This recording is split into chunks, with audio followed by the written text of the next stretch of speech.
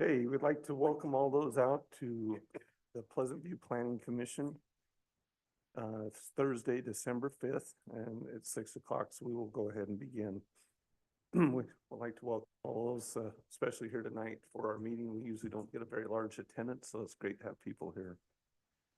We'd like to go ahead and ask for the Pledge of Allegiance and opening prayer, reading, or expression thought to be led by Commissioner Morris, and we'll go to that point.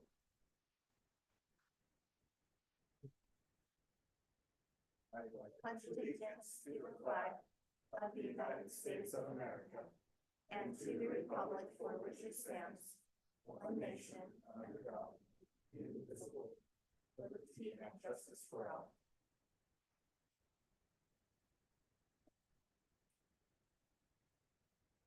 Okay, all the commissioners have had to review the agenda for tonight. Does anyone have a declaration of conflict of interest for this evening's meeting?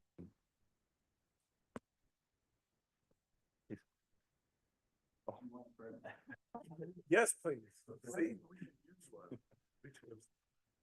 Our Father in heaven, we are grateful for the blessings that thou givest to us. We're thankful for the opportunity we all have to be here tonight to serve this in these roles and for this great city. We're grateful for the land we live in. We're grateful for those that help us and who work for the city and who serve. We're grateful for the citizens and our friends and neighbors who live here.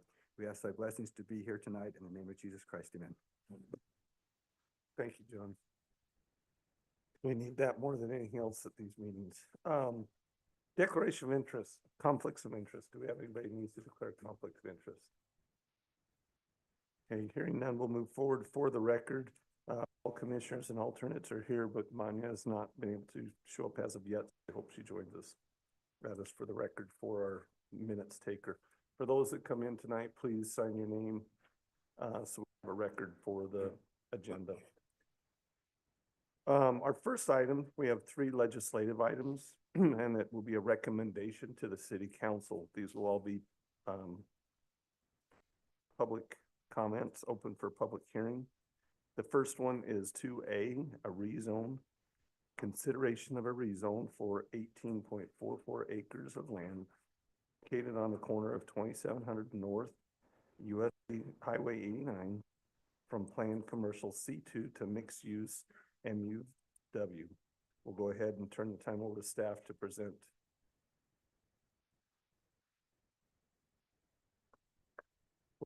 Come on. Okay, thank you. We have before the Planning Commission today a city proposed amendment for consideration. The amendment is to modify the current zoning designation, approximately 28 acres of land on the west corner of 2700 North and US Highway 89, from planned commercial A2 to mixed use west. The change is coordinated effort between the city and property owners and aligns with recent changes to the general plan, which were approved by the City Council on August 13th, 2024.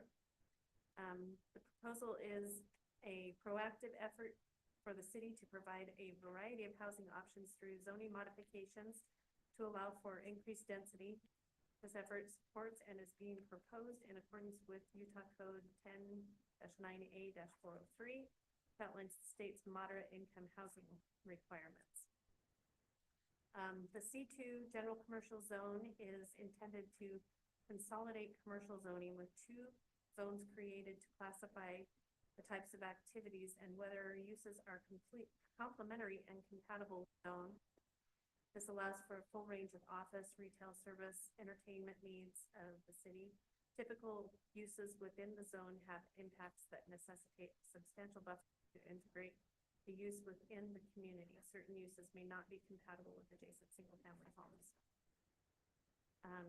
In contrast, the mixed-use west is specifically designed to allow both residential and non-residential components. The ordinance is thoughtful in that it ensures that a commercial remains in an included element on the site with the option to add housing components once the commercial is underway. There must be more than 50% non-residential component to any given mixed-use development. as determined by overall square footage of the development. Any new mixed-use developments will generally include approval and adoption of a specific area plan. So the mixed use, or this zone, this location, is recommended for approval of this proposed change to align with the new ordinances set forth in the general plan and future land use map. And also help address the state's moderate income housing plan requirements. Okay, questions for staff? Yes. This is a city-initiated, proposal, in effort to meet the state's requirements, and property owner is supportive of this change, was unable to make it to the meeting this evening, but did express some support of that. With the staff, technically. Yeah. I jumped to that thought too. I know, but it's being presented by administrator. It's for staff. Yeah, I have a question. Go So ahead, Jeff. you call out the 50% non-residential component. What does that percentage represent? Is that square footage? Is that overall So it's the overall development on site. cost or The acreage, acreage? isn't it? Or development. Good So I can- question. Yeah, I can pull the code and look at that, but I think it'd be good to have some clarity there. What 50% is, like what are we measuring? so it's actually square footage of the buildings from what I recall. Hmm. And so there's actually a requirement to install first the commercial components before residential, so that it's not residential, and then the city gets lobbied to add more residential components. And then I guess the second question is that, so is that the entire 28 acres that is considered, is it all decided at once, or is it just incrementally as things are developed? So right now, we're at the zoning stage, and so it would be a consideration of the rezone. The development itself, they could do in portions, and so the way that the ordinance is framed, they could look at maybe developing a 4-acre section, but again, they're gonna have to meet those requirements with the mixed use. And so that 50%, every time they develop a piece, they have to meet that 50%. Correct. That's, But what I'm saying is, it's not like an aggregate, it's not like at the end of the development, after all of it's been developed, it's incrementally as they're going along. Well, it can be either or. I mean, it depends on what they present for a proposal, but it does have to have both components. It can't just be one singular. It can be just commercial. I guess that's, the Yeah. ordinance would allow that, but it can't be just. something. can I piggyback on it? Because that's the same question I was gonna hit, but I was gonna wait. So if someone came in, they could do the whole development, or they could say, like he said, I'm just doing 4 acres, but if they wanted to do 4 acres of it, they would have to do at least 2 acres commercial first before they could do 2 acres of residential. And I'm gonna double check that 50% too. I'm just gonna pull the ordinance really quick. So that's, I didn't know if they had to do the whole thing at least 50%, or if it's subdividable, I guess they can subdivide each of the different lots that went with it rather than one portion.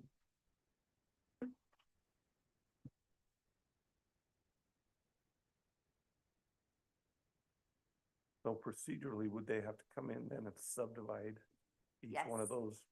Well, yeah, any of the land would have to be subdivided and have frontage in order to develop it.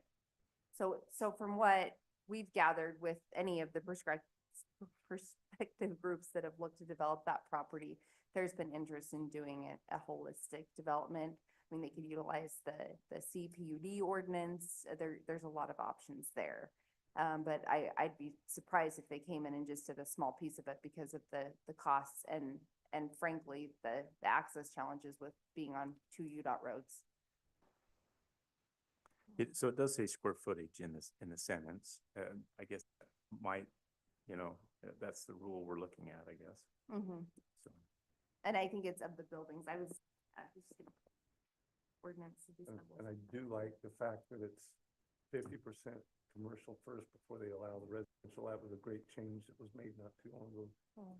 We were hit with a few other projects in the past that they did the residential first and then they came in and forced more residential, so that's a good change. I like that. John? Amy, did we receive any conceptual plans that went along with this rezone application? Oh, and the reason why is because this is city initiated.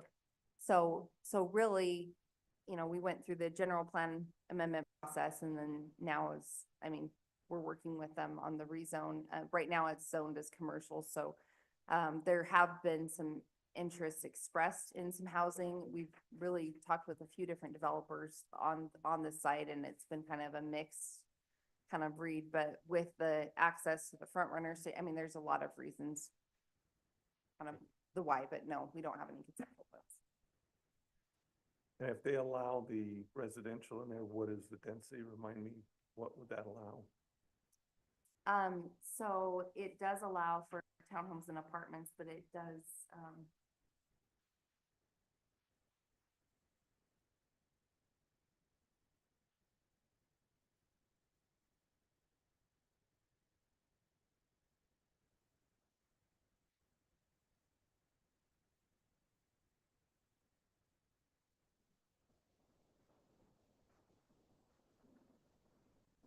remember the density and.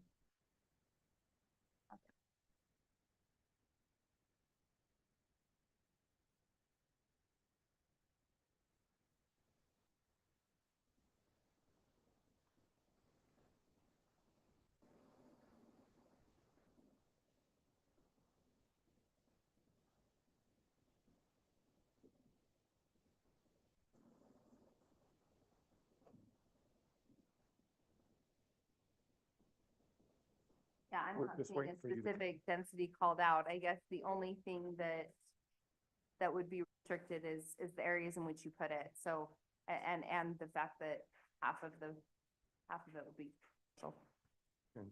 I don't see specific. Anything else, Sean? Just one clarification. On the agenda, we do show 18.44 acres of land, but we show 28 in the staff report. Is that, So I don't know. As long as we do it here, no.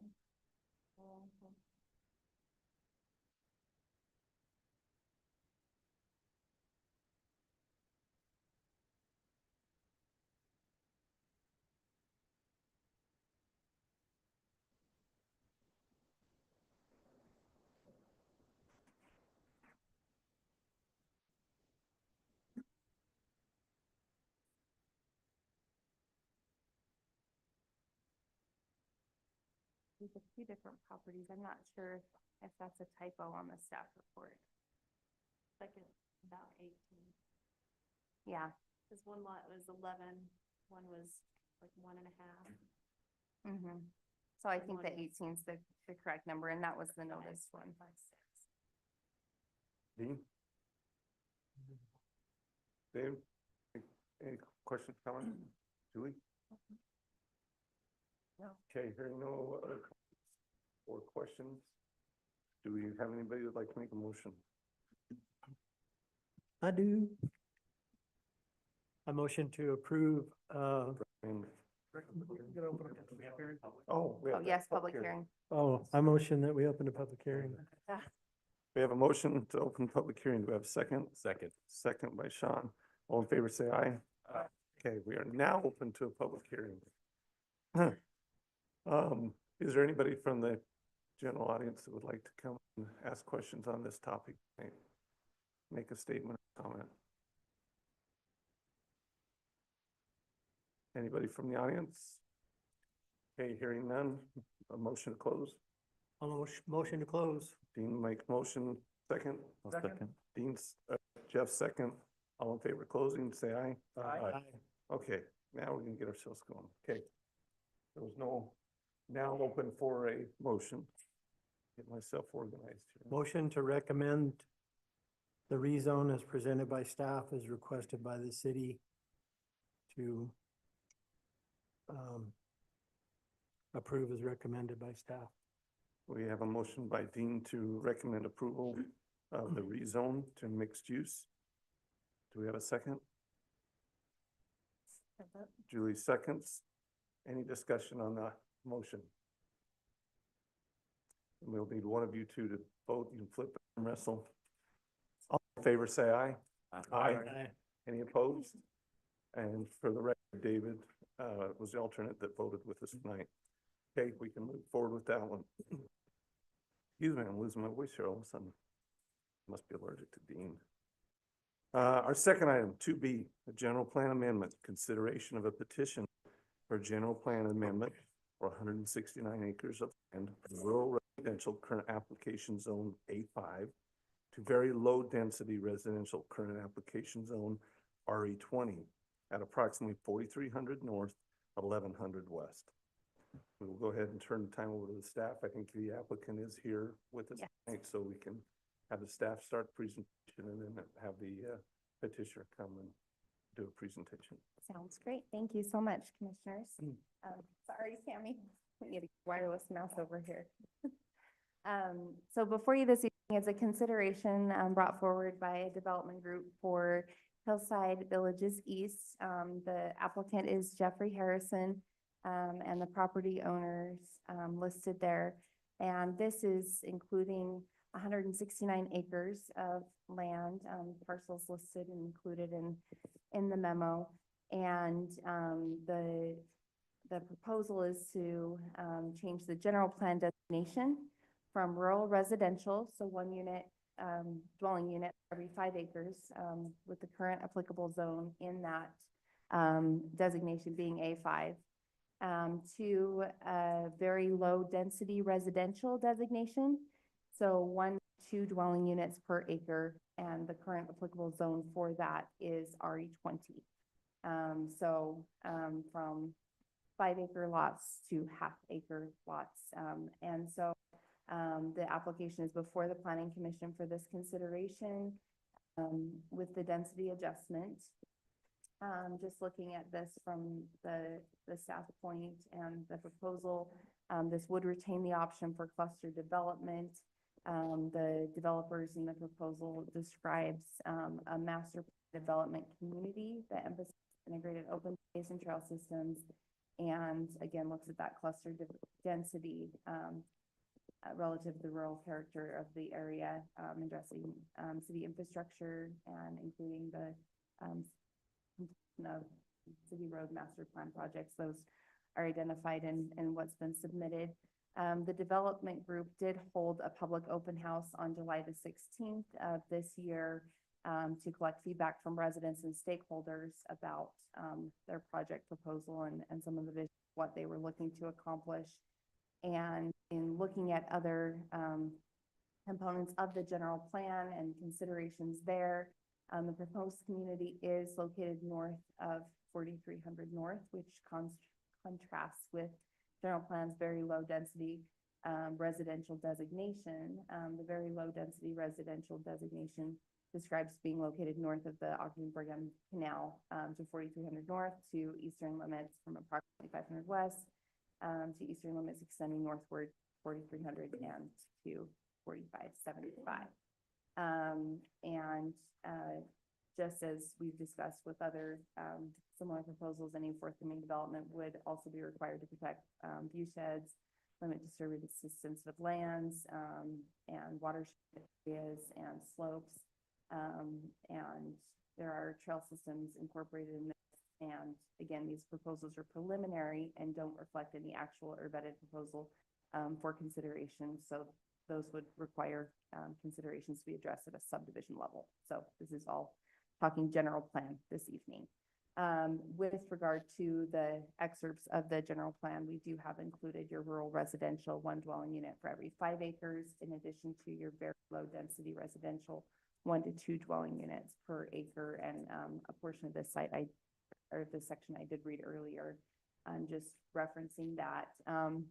This does include a portion of land that's part of the city's annexation plan. We actually do include in our general plan portions of the the annexation plan. And I think that's very thoughtful and good planning of the city, frankly, because it kind of determines that future thoughtfulness and planning for what will someday be part of the city. So that's addressed, and it's not currently in the city boundaries, but it is already part of the general plan. And then, again, just with the road master plan, this does match some of the proposals within that. And to date, we have not received any public comments via email or telephone prior to this, but this is the opportunity for the public hearing on this item. And the planning commission will be considering this and making a recommendation to the city council for what they feel is appropriate. And so with that, we do have some attached materials, including the application, and welcome any questions that you may have of staff. Okay, we'll go ahead and open it for questions for staff, and then we'll have the petitioner come up. Any specific questions for staff? Well, could we address 1100 North? Looking at the, I guess, proposed concept plan, doesn't really show 1100 North proceeding as a straight road through the development. I'm just curious about that. So it is a concept plan, but the major thing with regard to our road and streets master plan, I would say is the interconnectivity. And so it's getting from point A to point B. Obviously on a map, we're gonna draw straight lines, but that's the main interest of those connectivity pieces. I'm just wondering, I mean, because you've got 1100 North, which has gone on for a couple miles before it gets there, and then suddenly you're twisting through this development. That doesn't seem like really sound planning to me. And we haven't vetted these plans specifically with our road master plan. We haven't done a full review of what would become forward, so. The main thing is again, that question of density is the main question before you in the general plan. Other questions? I will wait and reserve my questions after the applicant. Can we go ahead and have the applicant up if they have a presentation they'd like to make at this time? We got it to work. Look at that. Yeah, come in peace. Came last week and saw you have a passionate community up there. And I've worked with the city now for the past few months. The city people have all been very passionate in protecting and trying to help us work through this program. So thank you for having me here to take the time to listen to what I have to say. I'm not a developer. I'm actually a surgeon. I live up in Huntsville, and the kids attend Beaver High, so I'm familiar with the community. In-laws live in the community. Our goal is to make the community better, not worse. And hopefully we can get to that goal.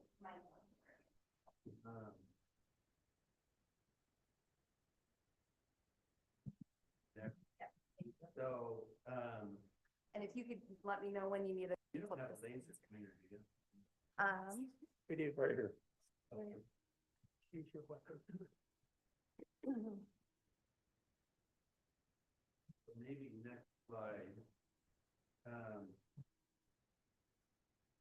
So again, what we're asking for is, right now we're zoned 1 unit for every 5 acres.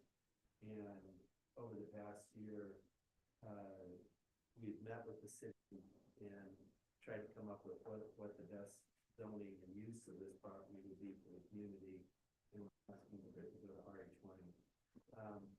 This is the first time that I know of that one owner's owned the whole property. My father-in-law had initially owned 40 acres, and then after the 2006 housing debacle, the property was purchased in bankruptcy, and we purchased the rest of it surrounding it. It's 5 acres from the church. Now it's a total of 160 acres, which is kind of bisected by 1,100 west. As you pointed out, the next slide.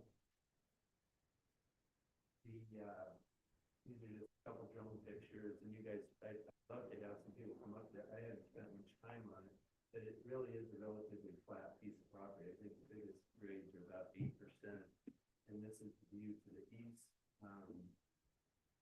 Tillman, next slide.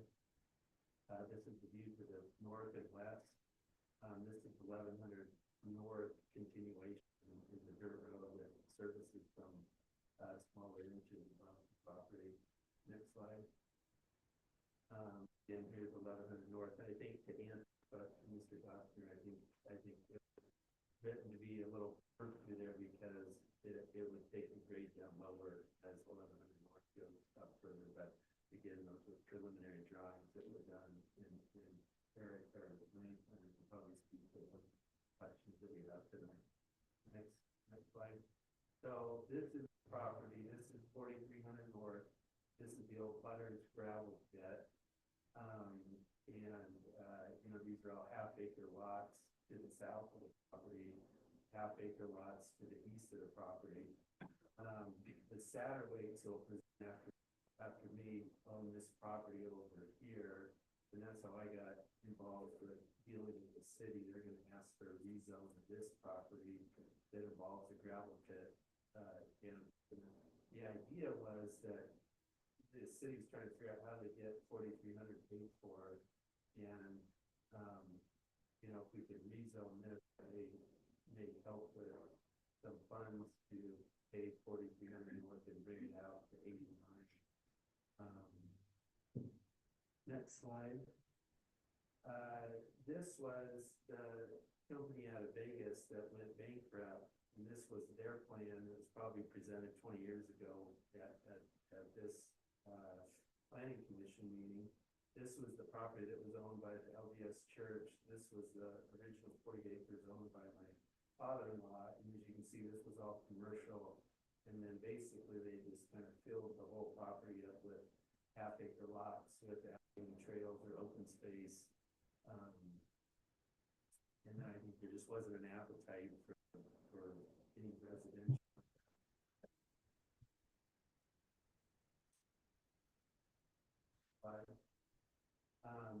My observations over the last year driving up here to 2700 north is very congested and hard to get into this community. 4300 north, I think, is a goal that needs to get finished. And what we've asked Eric, who's the land planner, and Brandon, that was the previous planner on the city, is how can we make this property rural? The idea with your plan has been that the property is a rural property and rural residential. Does that mean having animals on it? How does that work? And can we do something that is rural by design, that maybe has increased density but has the feeling that it's rural and not a congested community? Pleasant View needs smart growth in the future. It sounds like the number of lots that are available at this time is increasing smaller and the need for further housing greater. Next slide. So we worked with Leonard Call. Amy's been great. Dana, Brandon, Paxton, and two of the city council members that deal with zoning. Both have been very passionate and helpful. Next slide. We listened to the people on a monthly basis. We met every Thursday afternoon and tried to hear what they wanted out of the property and the community. We did have open public comment night and allowed the citizens to come up and put little stickers saying what they liked and didn't like about what our thoughts were. Next slide. I see Sarah in the audience. Her big thing was she wanted to protect all of the neighbors' home values and the community and make sure that your nice community wasn't devalued in any way. She was adamant that we protect the hillside, that we protect your water source on the eastern border that drains into your city's wells, and that you guys will be in control of your future neighborhood, preserve any wildlife habitats up there, and stream beds and mitigating the flooding concerns that may happen coming off the hillside. Next slide. Ann and Sarah were fans of this Hill Farms development down in Kaysville and suggested that they liked the feel of that community, which is kind of a mixed zone community. And recommended that we go down and look at that. And so we took a field trip and looked at it. And there is lots of open space there. It is a very nice community. I would say that the property up here is a much nicer piece of property than that development is on. But it really has a great feeling. It's almost kind of like the Sugar House down in Salt Lake. And there's a lot of pride of the people that live in that neighborhood. Next slide. Let me just look at a couple of pictures of that. Next slide. Next slide. So what we heard from people we talked to is that the community wanted housing for the children that was affordable. They wanted housing for the parents. They weren't necessarily opposed to a mixed density community, and they adamantly wanted open space and trails. Next slide. Again, I think, the current issues, you need a way to get out from the east side of your community, the path that has been, and the city is being forced, as I understand, by the state to provide some affordable housing. So with the weights, there's a total of 289 acres between our 169 acres and theirs. And so the question is, can we come up with a better plan right now up front with you that allows for upsizing of the utilities, and allows great planning through the future versus having, somebody show up with 20 acres haphazardly adding onto it and not allow for the open space. We'd like to preserve what's great in your community, have a great, I have nieces and nephews that would love to live up here in the future and have a place right here in your community and provide options for them. Next slide. So this is a preliminary drawing, and Eric Langford can speak to any questions you guys have tonight on what his visions are. He is a very well-respected land planner, and this east side of the property has where the water runs down into the wells. And so he kind of spoke to that, said, hey, let's make that all open space so we don't contaminate any of your water, and put these nice trail nodes, lots of trails that would connect all the way down to 89 and Satterwaite's property, and then also have trails throughout the community.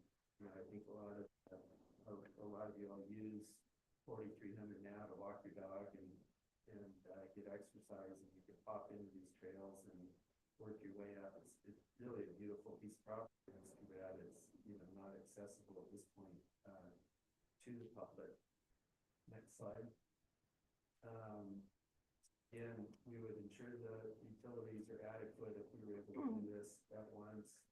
Finish Skyline Drive, provide a shortcut to Meta seems to be important to a lot of people living here, and we have an ample amount of open space for trails and parks if you'd like, and access to your beautiful foothills. Next slide. We don't know of any geological, I've read through a lot of the historical papers my father-in-law collected the last 30 years of any piece of paper that's come through here, and we don't know of any geological issues or soil issues. I think that having the gravel pit to the side provides a pretty good cross-section of what the soils are up there. We're aware of the concern to preserve the water source and water protection zones, and want to make sure there's plenty of open space. As far as our water to provide, we have in fact on a secondary water share for the development future. Next slide. Why are we going to do this now? Provide housing for our children, more options for the elderly, maybe some smaller lots. I think having this one large parcel is gonna make easier planning, for everybody and, provide a trail network instead of, patching the thing together, in the future. Next slide. What type of home, I think the thought is, providing, actually two of my partners live right across the street on, Skyline Drive. And, so I'm very sensitive to make sure that people are happy with the type of development that's up there. Single family homes, estate lots, some step up homes, patio homes. And I'm all ears for what you would like to see there. Next slide. Abundance of trails, open space, park if you would like. Next slide. Currently the way it's zoned, we could build 33 estate lots up there and make it a kind of an equestrian development, I guess is how I would envision, and you don't finish 4,300 and have dirt roads. Probably not gonna be affordable for my nieces and nephews. That would probably put animal waste on water protection zones. We currently do run cattle up there. So I think that is an option, and I just don't know if that's the best option for it. Next slide. As I've taken this plan to different people, to different developers, we actually met with state kind of zoning czar and asked him what he thought. And if I put twice as many houses up there as what you're doing, fill all the open space. There was this Utah housing amendments that's coming through that's suggesting 5,000 acre lots and lots of local input. I don't know, and I don't want to be threatening in any way, but that those are issues that may come in the future, as it's going to be more pressure for places for people to live. Next slide. If we sell the property at this time, my father was 85, and at some point we'll probably need to sell it. If we do that, we'll probably sell it 10 to 20 acres at a time, and we probably have developers that are making interest payments on it that are going to have a lot more stress in dealing with this than we are at this point, and difficult for you to upsize your utilities and the ability to get the trails in. Questions you guys have? Okay, questions from the staff or to the petitioner? Just one question. Yes. So we appreciate your presentation. I think you understand the gravity of the change that you're talking about. You've held these public meetings, you've gone out of your way to try and address the issues that are seen. So you said if it's 5 acre lots, we're talking about 38 lots up there, or 33, is that right? I think it comes to 35. Okay, somewhere in that area. Yeah. But with the half acre lots, we're talking about 330 or something. If you maximize. Correct, correct. And I think there's really not a great middle ground where we're asking, and my thought is that this has to go through the city council. Yeah. Zoning and something that you approve, but I think that's the only way I can ask for. So that was the question. Did you go from A5 to RE20 because there was not another option available? Yes. Okay. I think there's not an option. We don't have a hard number on the number of lots or how that looks, but I just don't think there's another good option. And I'd love to hear, what your guys' thoughts are, if you're familiar with the property, if you'd like to go drive around it and look at it. Other questions for petitioner? Yeah, on your parks and trail systems, who would have ownership and liability for those? I think that's totally open for discussion, whether that's a homeowners association up there that takes those over, or if it's the city, wants to control that. Maybe the city says, hey, we don't want any cost or liability. Be determined. that's a tough thing, cause I'm a big, trails person. I know the Satellites are, Brett's donated big parcel. My wife has been on, Northern Utah Trails for a number of years.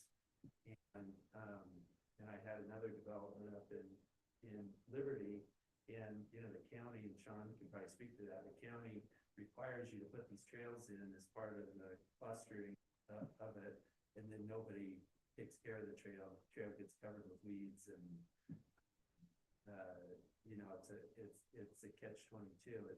I am for sure adamant that trails go in, and I think it should be part of, the proper development. I think as a physician, I believe in people having a place to exercise and walk and get out and be in the open, and I think what we're envisioning is, more of a dirt or gravel trail that fits in with that side and allows people to get up and exercise and walk through the community. And I think that could be the homeowners association, or if the city says, hey, we love a spot, a big piece of property, and it's probably 50 acres we're leaving open on that east side, which will provide a buffer to those homes. I think if I'm one of those homeowners on the east side and somebody came in and said, hey, I'm gonna buffer this whole development with open space, I think that would be, desirable for me.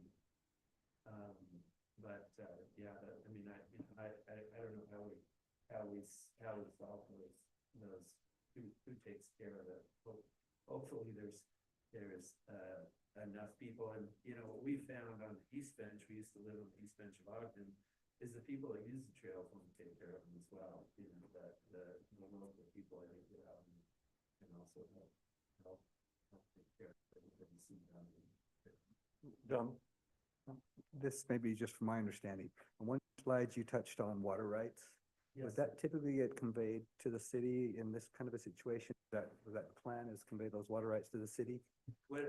I don't know how that works. So I think he referenced secondary water rights, and we actually would not, take those on. That's not something we I provide. think we trade with Pine View, we traded out down the road. And I think, I would think this would be probably the zero gate type development of lower water use. Did they get the second water up there? I mean, that doesn't come across that far. I think it does up on the east side. We talked to Pine View a few years ago, and they had said if we had enough density, they would be worth it for them. Honestly, I didn't think it was, but maybe they could. Yeah, I'm not. 'Cause that would certain. be a We haven't requirement, that Requested any inadequate- will serves at this point, so I'm not certain on that. I think that would protrude whether it even granted or not, even if the zone's not there or not. June, questions? Couple. So looking at your concept plan, then you're essentially talking 17-ish, 2 to 4 acre lots. Is that what I'm seeing, or is that? No, I think you want to talk to that concept plan. I don't think that tells any density on it. Just counting them out, it looked like 17 of them, but again, maybe your concept plan is not firmed up. Yeah, so my name's Eric Leinbart with Leinbart Design Group. I'm a land planner out of Salt Lake City. So this is just a land use plan. Those are large parcel bubbles. We didn't want to get into the specific logging of each. So each one, you can kind of see, I don't know which one, you can kind of see the colors there. They're a little bit lighter red or pink. Would be the highest density, and it's relative, right? I'm not talking 10 units to the acres here, but those would be the highest density portions of the property, and within those bubbles, you would have small lots, medium-sized lots. But as you get to the outside of the project, you can see how those colors sort of go a little lighter. The lighter colors on the end would be the larger lots. And so you could have a mix of, not to get into specifics, but you may have a 5,000 square foot lot in that core area, but you might have an acre lot on the outside. But the average, I think, is what Jeff is looking at, and what Amy alluded to, is that we would cluster this. So the overall density would be averaged out, but it would be compressed into these core areas with that open space being created. Aren't things, there's not single-family parcels, is that? No, the these are Bottom line. large. We didn't want to get into too many specifics, keeping it, you know, as a general plan amendment, keeping that general, definitely in focus. So these are, you can kind of see the major roadways. And then within each of those parcels, you know, let's say there's a 10-acre parcel, you might have 30 units in that parcel. We're just not showing that road. So we kind of know what we're. How about in terms of culinary water? How are you gonna get water up that high? Yeah, I think as I understood, Tyson said there's a water line up on the, maybe right here. And sorry, definitely keep you on the line. Alright. You can Use the pointer. You know, Pointer. we had talked about that in one of our work meetings, and Tyson actually said, as far as your guys' water goes, I think there's water up here, and then there's water down here, and there's actually utilities. Some of the utilities are already in the road right now, even though the road's not finished. And he could do a loop system, as I understood what Tyson said in that work meeting. Just wonder if there's anywhere near the pressure you're gonna need in that area. That's quite an elevation change. Yeah, I mean, I think that Brett's not here, unfortunately. Brett's a civil engineer. And he seemed to feel like this was a doable. Is that something you're anticipating the city's gonna pump up there, or are you planning to put up there? Again, I think to be determined. I think our initial thought is if we can get through the zoning, then we can invest the money in plans and kind of hear what you see.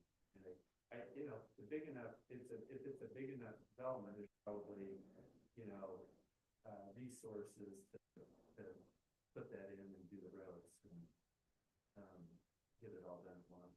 And I think as far as the sewage goes, Brett got a plan on how to take that out down Pleasant Drive.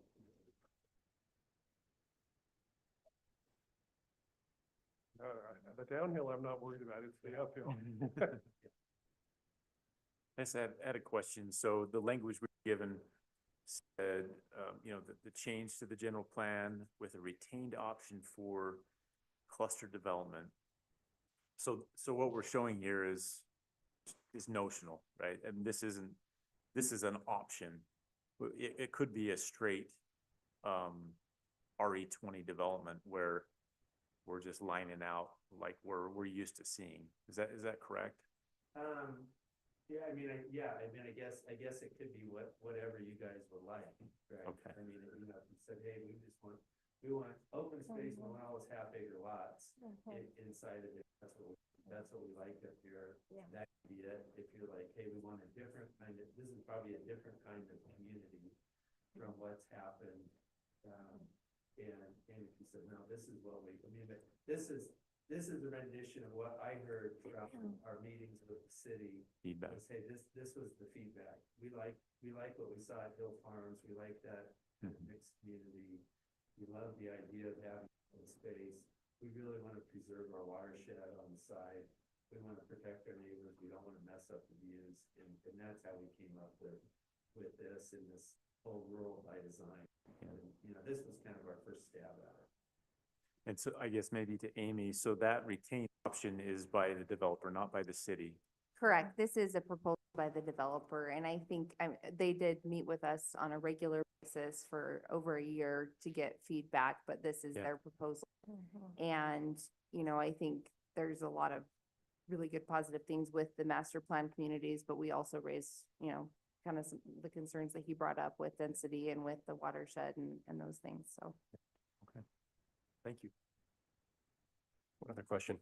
Was there any thought about changing the general plan to A2 instead of the RE20?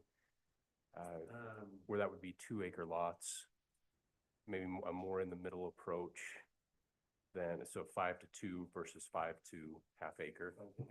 Well, and I guess the question is that half acre is an acre, you know, where does that, there's not really an option in there. I didn't follow what you just said, half acre to an acre. Well, Cause he's it- talking 2 acres. He's per talking acre. 2 acres, but you don't really have like an acre option, right? You don't have an acre, it's kind of, it's either 5 to or not. Any other questions for the petitioner before we open discussion? Okay, thank you. Thank you. We need to go to public hearing, but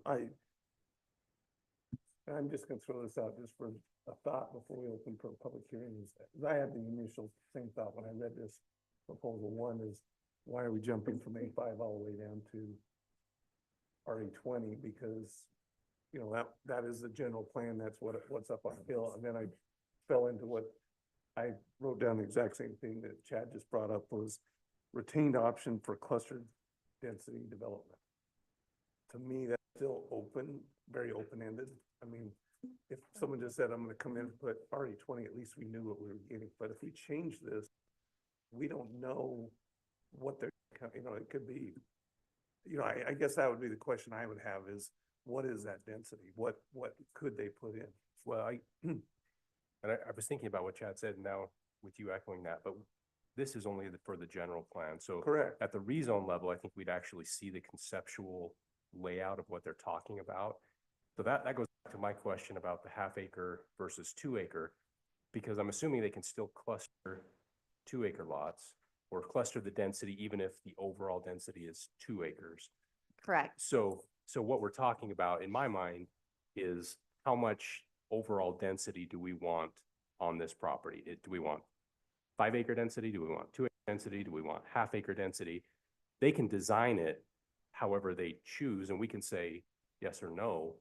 But I think they understand what the public is looking for, and I think that's why they proposed what they have, which I think is a good layout and a good concept. And it would be more refined when it came to us at the rezone level, but it's really a question of density, and that's what this general plan is getting at. I agree. Really, the bottom line is what numbers do we look at that the hillside has?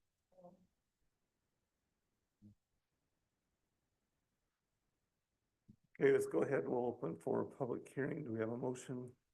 I'll make a motion, we open for a public hearing. Julie's made a motion. We have a second. I'll second.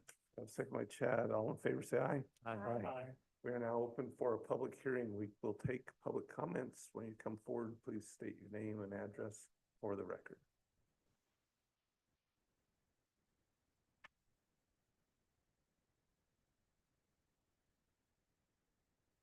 I'm Steve Collier at 1630 West Pleasant View Drive. First off, I actually appreciate that presentation. I think what you guys are designing is reach out to what the people have said they want. Unfortunately, the matter at hand is a little different from that, as you guys have addressed a little bit. Change from an A5 to RE20 is pretty dramatic. Crunching the numbers, that would provide for almost 370 residences in that 169 acres.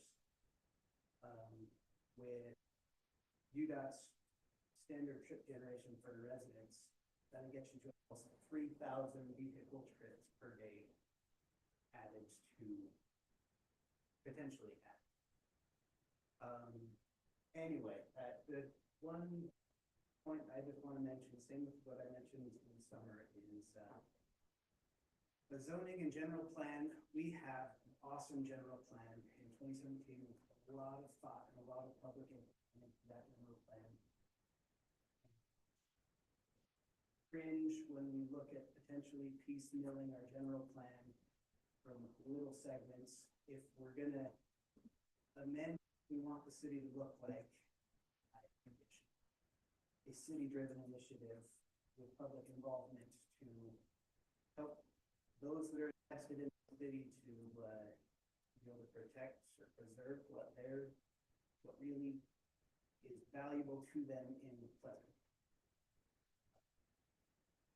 Yeah, thank you. Any other comment from the citizens?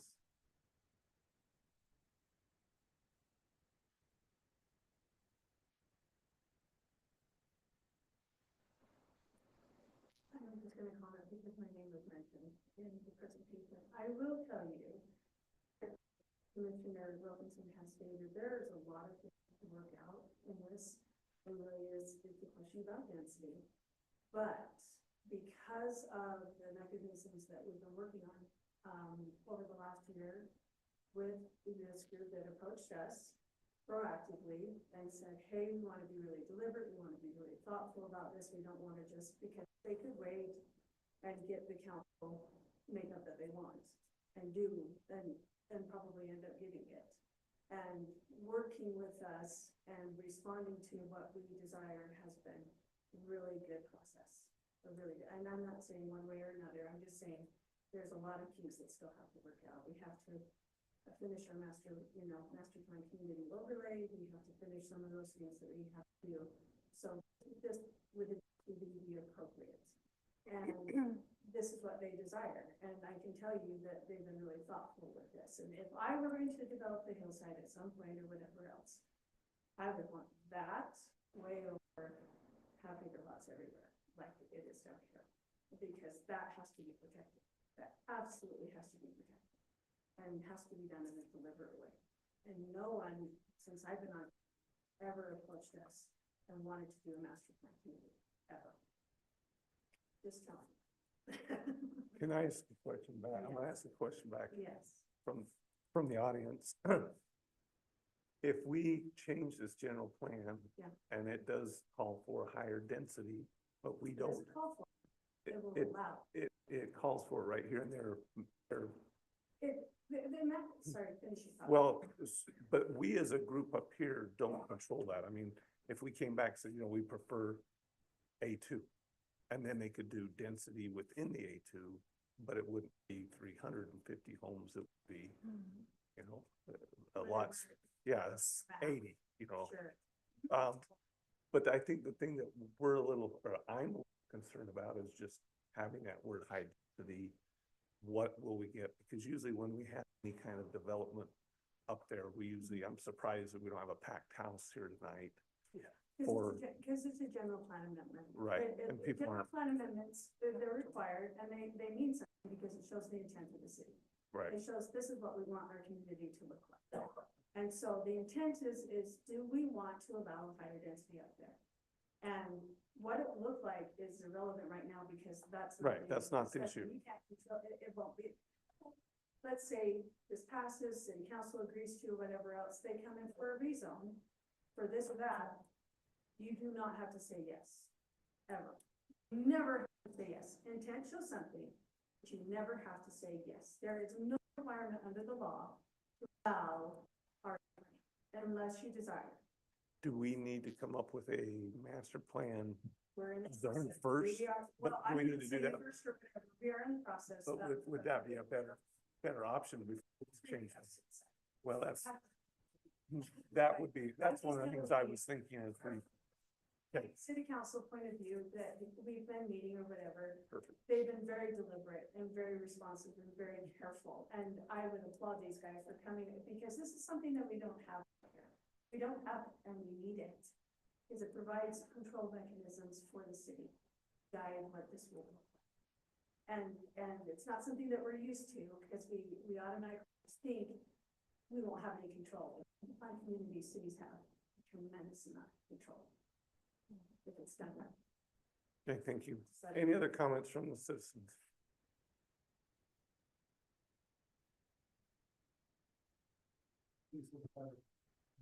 We're the next applicants. But we've been meeting with the city, but sometimes it feels like we get the cart before the horse. Before, as us, as landowners, and I want you to keep that as a commission in mind. This is private property that we're wanting to develop in the best way that we can. And I know that Jeff is on that same page and everything.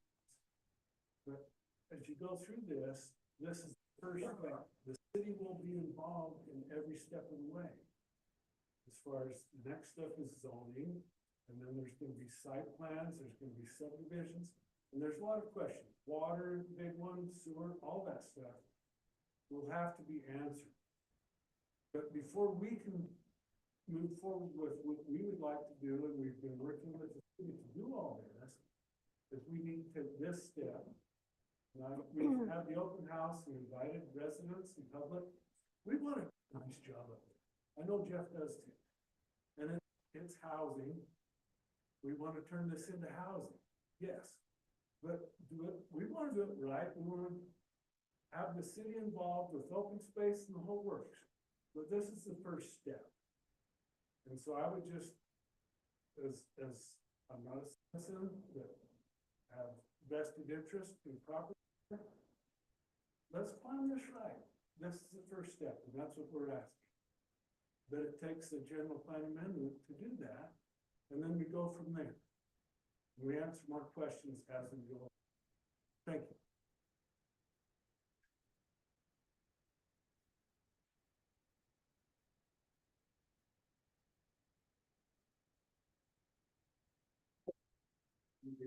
Jason Chug, 4367 North, 175 West. You're right, 43 gets used a lot. I jog on it about every other day. So I appreciate what is getting discussed tonight. And I think I'm in alignment with what you're thinking is the main discussion tonight, and that's the density piece. For me, I would like to try and keep the density low. I know it gets talked about a lot about how the state is pushing for things, and yeah, I'm not saying they're not pushing for things. I think that's a little more fear mongering than I would like it to be, because for the city to go in and be beholden to what the state tells them to do, it's usually going to go through a lot of hoops, and it's usually going to be more funding, and that's up to the city if they want to appease the state for money, is my view of what it comes down to for high density. Most people, in my opinion, I guess I'm just one vote, but for most people I talk to, a lot of the reason they end up in an area like this is because they are not looking for high density. They're not looking for a dense area to live in, or else they probably wouldn't have come to Pleasant View. So for me, and it was also discussed, like the general plan is where that starts. I think that's the place to start. I think before we start going into amendments with pieces and parts of the city, we probably need to look at it from a holistic approach. So this is a big step to go from 5 acres to a half acre. That's a huge difference in density. And I get it that this is the first step. An amendment doesn't necessarily mean that a rezone gets approved, but it's one step closer to that rezone getting approved. I think it'd be a lot easier to stomach like an A2, like was discussed, than jumping straight from a 5 to a half. Because being a resident that lives up above 4,300, I would have a really hard time all of a sudden seeing 300 units go to a place that I jog past almost every day.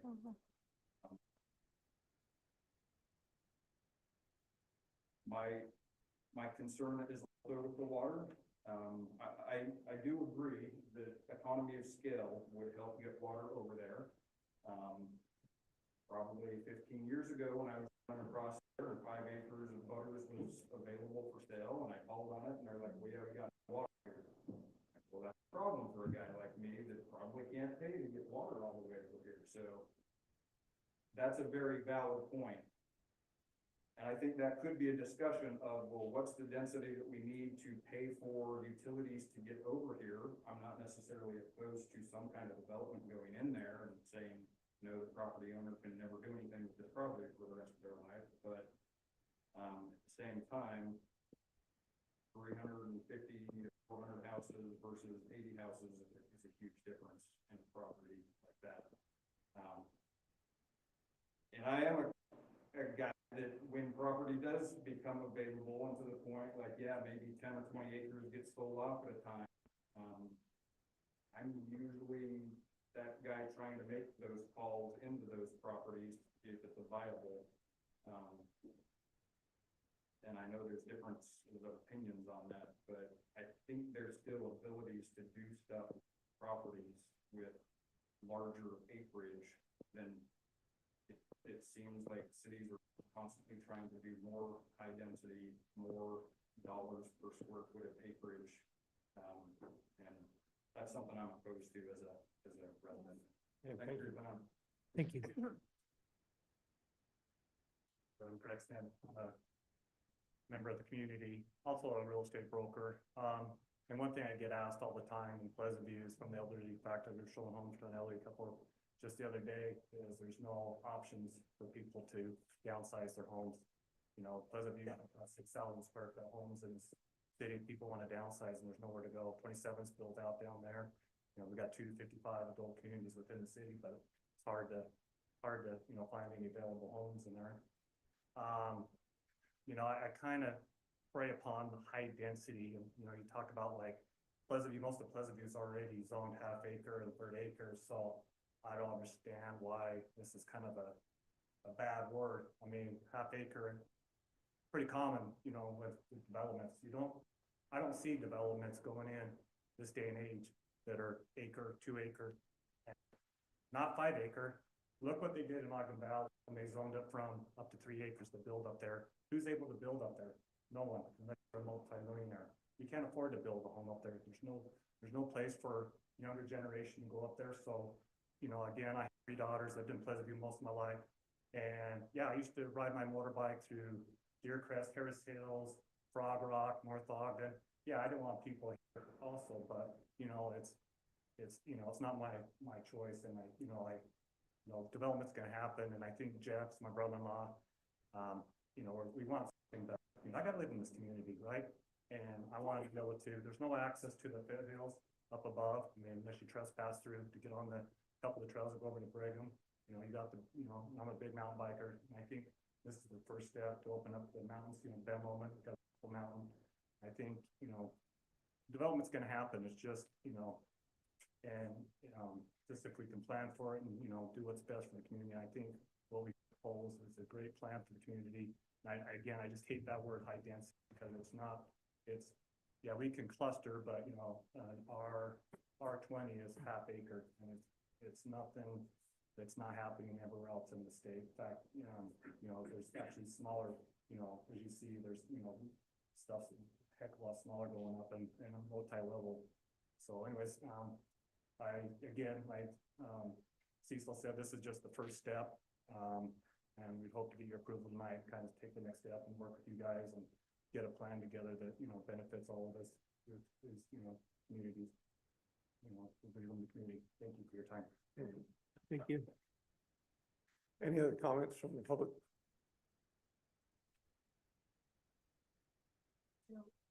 I live in 4400, or 4415 North, 400 West.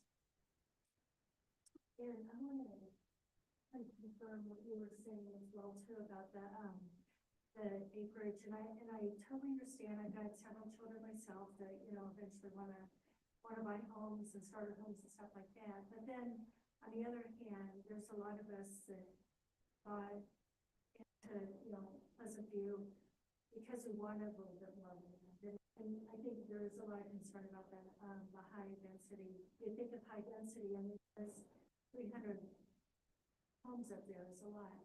And I don't want to misquote you. I think that 3 years ago before COVID, and we had a meeting on the land that was on, for, you know, 4,300 and then right on the other side of the trees there.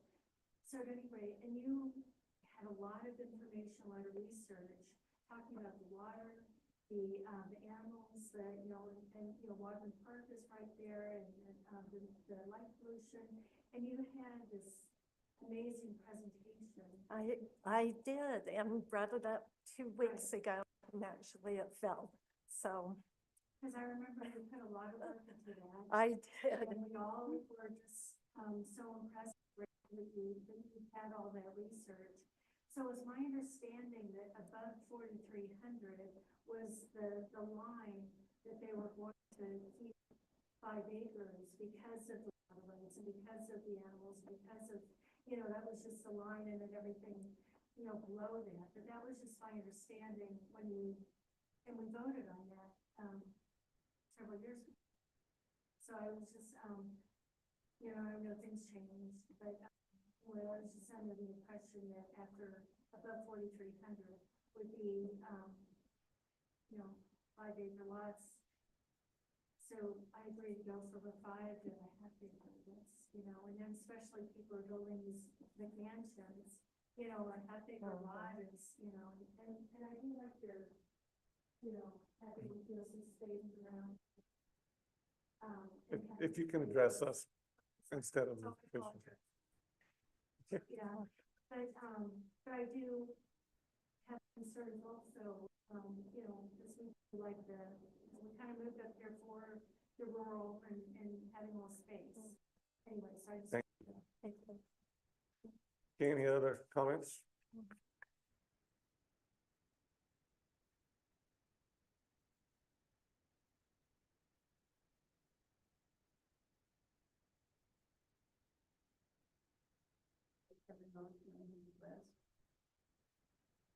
I could go on all night, but I think we have a great master plan. I know that a ton of work and thought went into that. And for me to say, oh, let's just change it at this little tiny meeting when 3/4 of the city doesn't have a clue what's going on, is just kind of sad. And I think it's a dramatic amendment. And it needs to have a lot more input. I don't know what it takes to make that happen, but it's a huge change, and I can see it happen without. Thank you. We wish that people would show up every meeting, not just one buttons, because a lot of items that we appreciate the feedback from the community. Seeing no other comments for tonight, take motion to close the public hearing.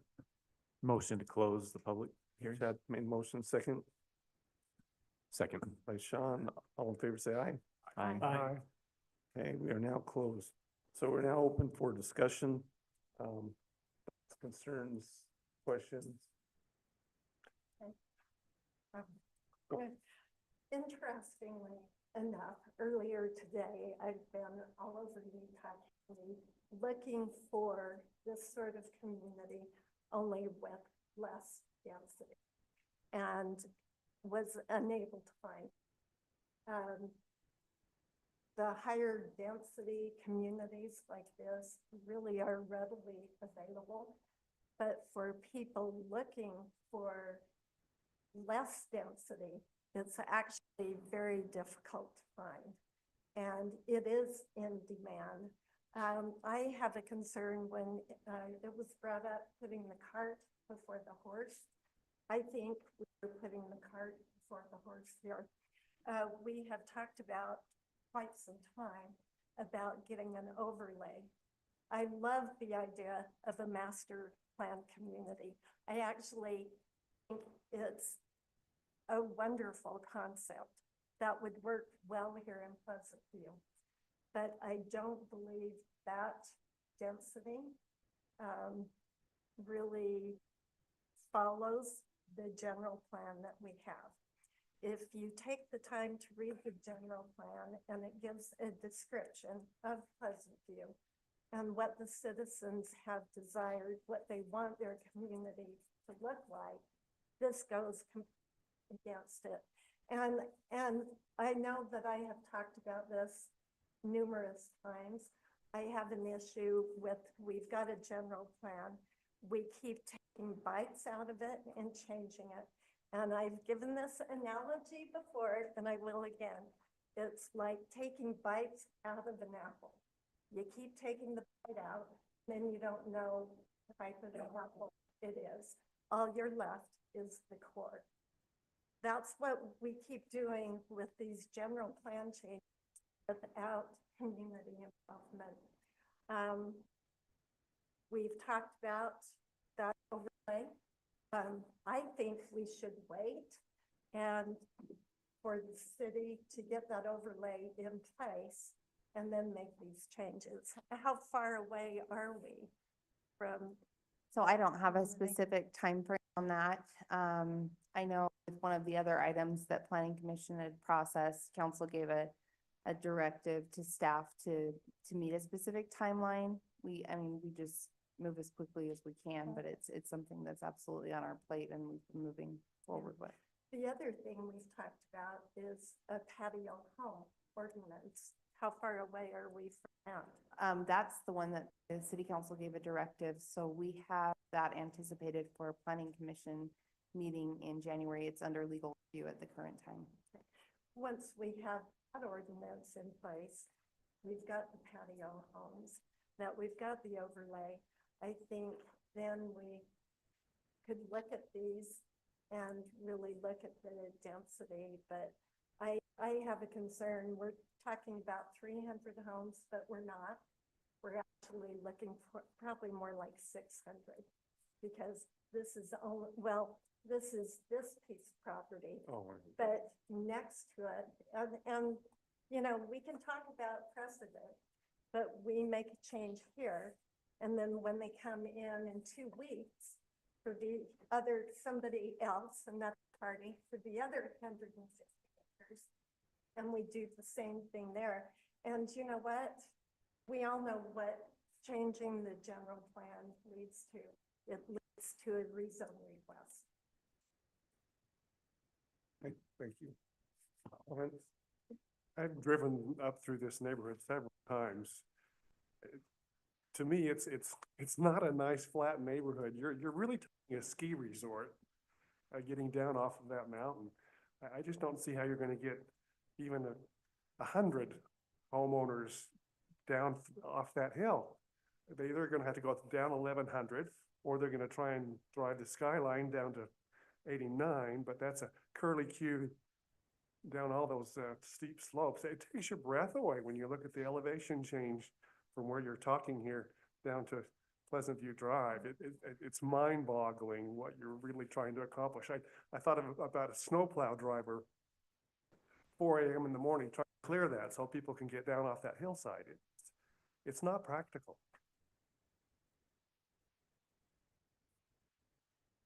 Yeah, any other comments? John? No comment. John? Williams, I did try to overlay this area onto the sensitivity study that was done, that was referred to earlier. That in many cases, actually most of this plant, this specific property was probably less constrictive than the part moving to the east. So I think that's something to be considered when we're talking about, when they're looking at the water recharge area and also some of the fault lines and some of the soil composition. So there was it was a less restrictive area. Second comment would be referring back to what maybe was mentioned earlier, is this is a jump going from a five homes or 1 home per 5 acres to the half acre or 2 homes per acre. Is there an in between, when we've talked about in the past with the general plan of one house per 2 acres? There's a transition possibly. Maybe we should keep that something I want to consider myself. So quick question for staff. If there's a master overlay, I have heartburn with it jumping all the way from 5 to RE 20. So that's something I have an issue with because the general plan is for the 8.5. I apologize also, I'm gonna lose my voice.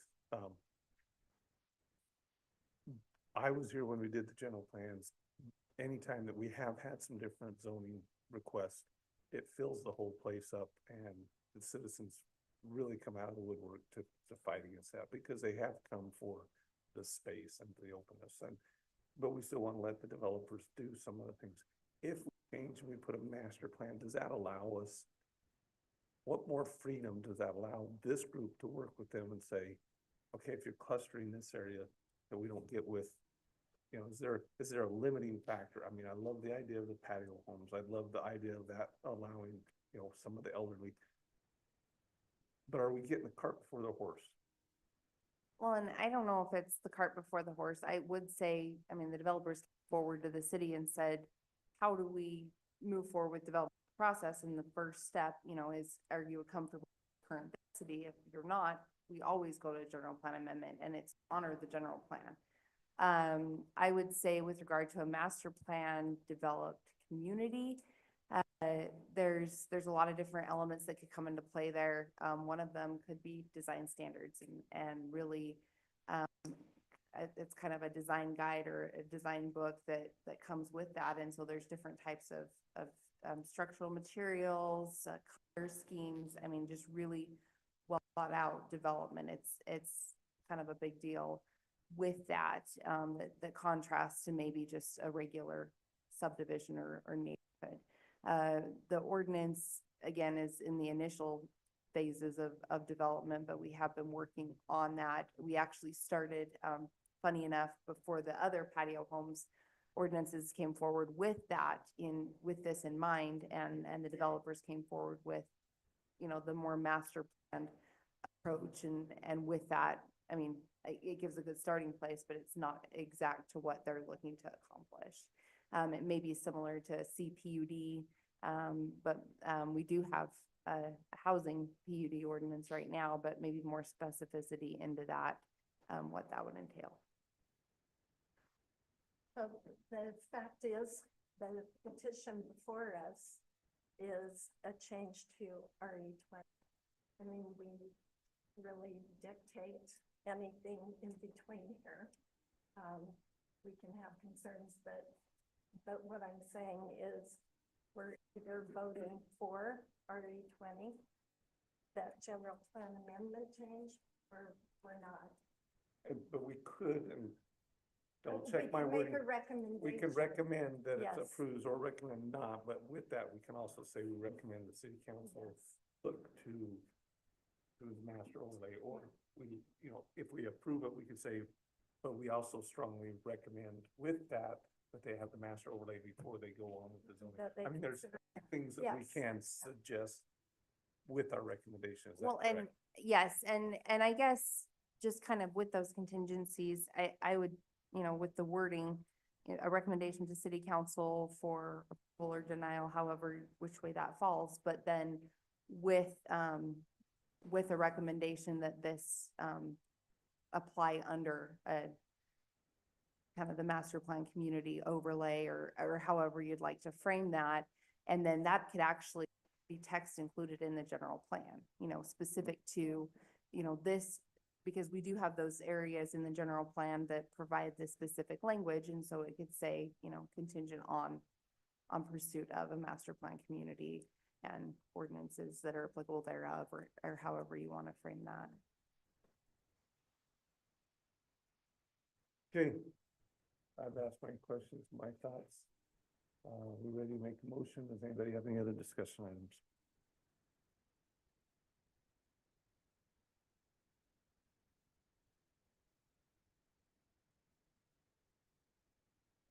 Well, I will make a motion. I would make a motion that we deny the petition for a general plan amendment on the 169 acres, but that we would make a recommendation going forward to the city council that a master plan development community overlay be put in place or worked on as soon as possible, so that they can work with the developer on that, and, you know, hopefully see you again with a similar proposal, perhaps lower. Does that work? Motion? And I'll shorten the motion, but So I think it does. I guess the one thing that I'd ask, just as a directive to city council, because the question place is the density. And so it sounds like there's kind of two things being mingled, and I know not intentionally so, and kind of good things being discussed, but a density recommendation to the city council would be helpful. And so if, you know, I think if it's a recommendation for denial because the density is too high, that should be part of the motion, or. Can we make a suggestion that it's a lower density to an A2? Yeah, I think that can Are we allowed absolutely to be. make? Yeah, I mean, I don't guess hear that. just, And I she was, meant I it, was but trying to the take notes way of she what said that, I thought Commissioner that- Farr said, and I'm like, I think they kind of are mixing. Actually, I did bring that up in, my proposal, that we look at a density that would be less dense. That may be two separate motions. No, But no, I guess the question with less dense clarity on what the recommended Yes. density would would, be. will you be willing? So let's go back to your motion, because that's what I wanted to ask and get it clear Okay, before we So get if it's upset. keeping the existing density, then So- it's just denial. or- Let me ask you, is it possible when you put together that master plan development community, the overlay, are you going to have any other options there? So that it's not just A5 or A2?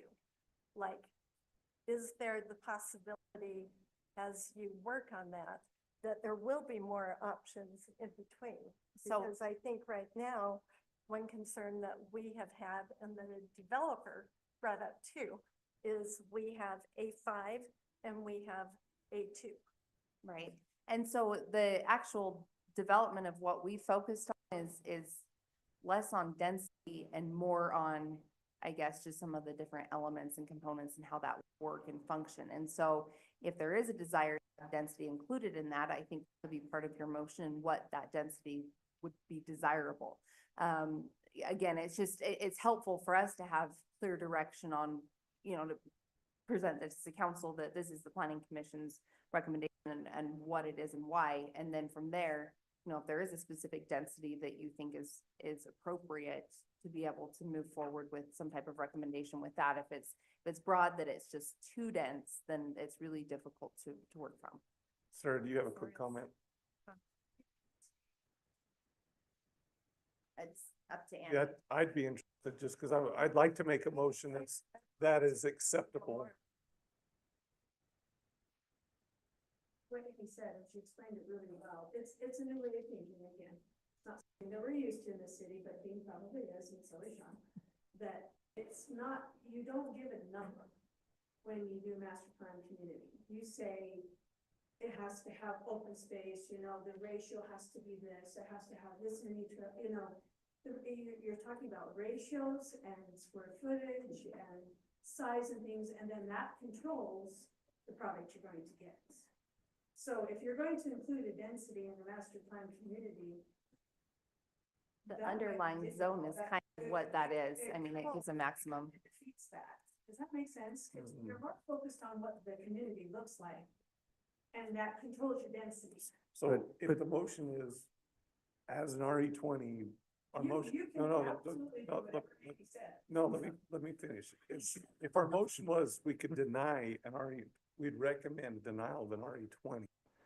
But we would be open, this is me talking, this is not your motion.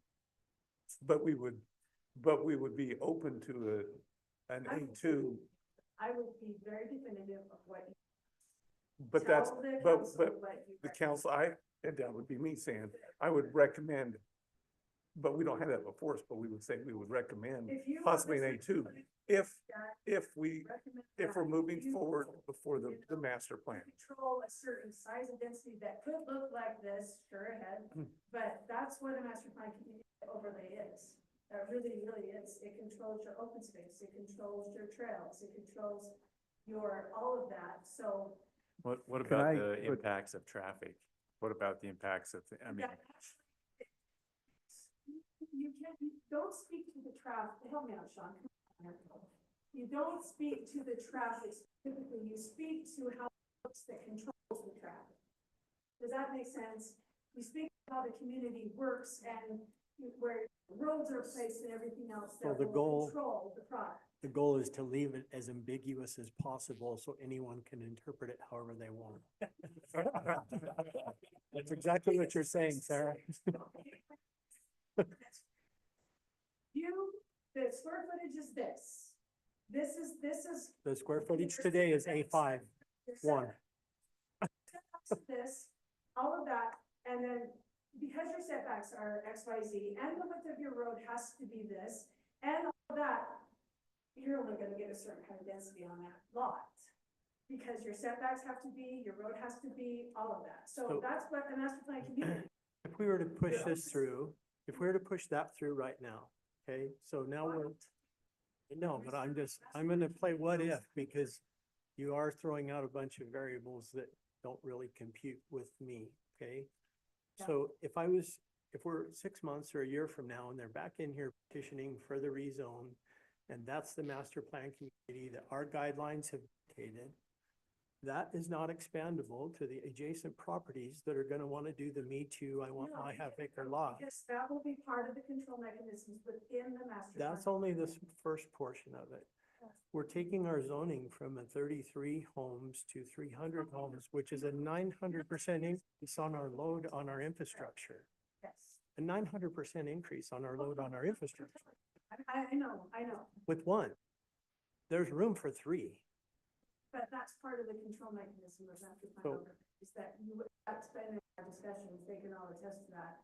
That I was concerned of, if you get this here, what if the next person wants it next to it? That's So not a part what of- if, that's a when. No, because that's part of the control mechanisms, that it cannot be placed next to another within a certain amount of feet or whatever else. That's how we control the storage units. That's how you can control where things are. You can control it with language. You really, really can. Unless somebody decides to go weird and change language. And so I'm just telling you, but even this conversation, you guys, Thank you can you. get different commissioners or whatever else, and things could change at It'll any change time. next I'm time. just telling you, if you want it done, take the control now of what you want. And that's why personally, master plan community, when somebody mentioned it to me, it's like, because nobody's ever done that. Thank you. So we have a motion on the table, but I'm asking if you would Well, like to change it know or what? update it or start over. Okay, what I would start over with, which I would just make a motion to deny the petition for the general amendments, 169 acres. And just deny it and then let them go back to the drawing board and work it out. Okay, we have a motion to recommendation of a denial of the general plan amendment. Do we have a second? I'll second. We have a second, open for discussion. Thomas?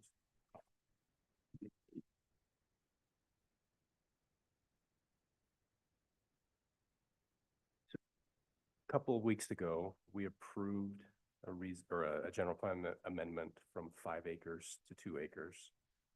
And I think, in my mind, that's reasonable. And I think for this property, that's reasonable as well. We're not talking about what this is going to look like. We're simply talking about how much density is going on the hillside.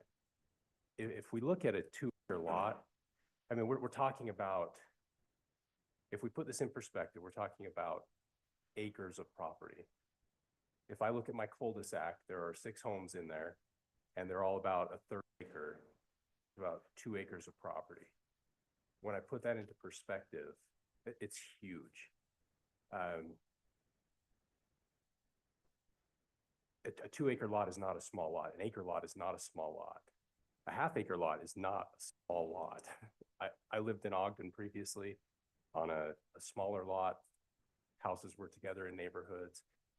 But I'm not saying that that's what should go on the bench here.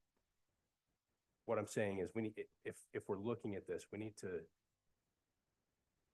have a conversation about, is 5 acres appropriate? Personally, I don't think it is.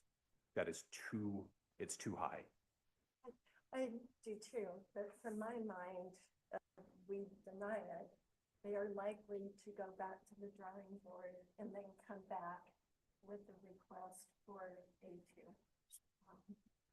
So we have a motion on the table. We have a second.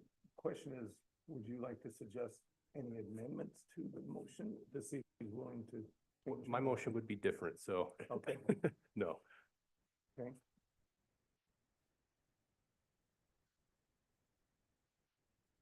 You really want this to be petitioned as an A2, right? Or recommend. No, to the I'm, city council I know for- which, I can't make amendments or motions, and so there's a motion on the table. There can't be another motion, but I'm just listening. Is any other discussion? I guess I keep going back to the environmental impact. I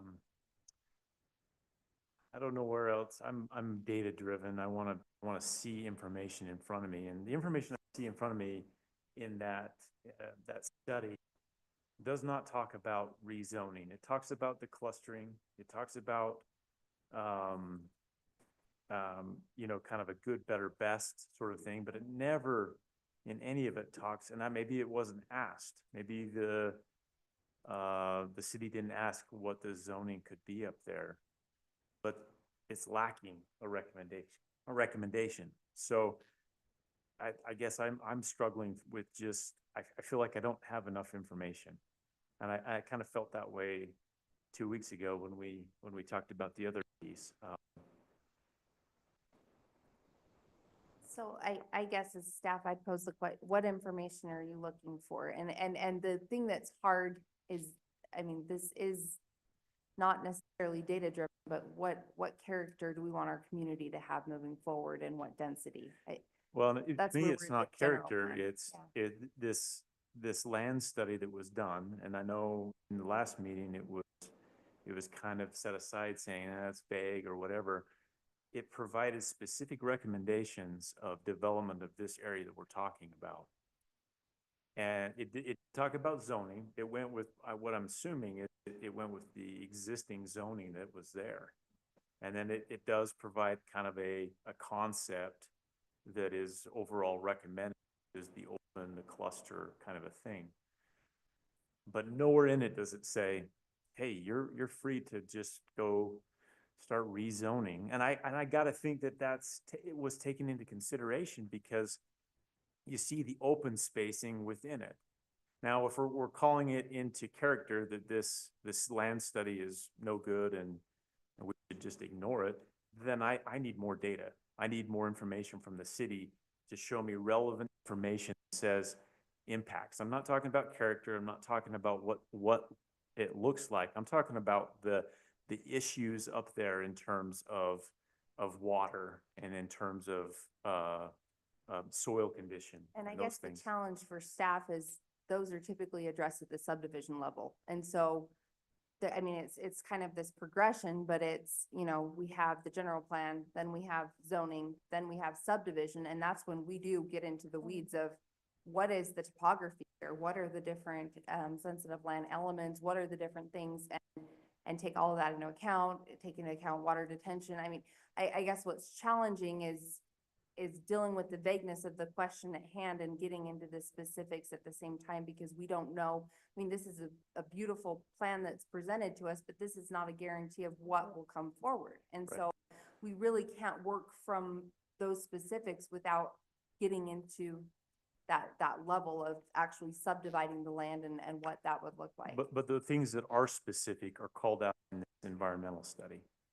I mean, engineers, whatever they used, if they used outside resources, if they had boots on the ground or whatever they did, they provided a recommendation of how we should develop this area. And I can't go away from that. That's the hard data I have in front of me, and no one's shown me any other data.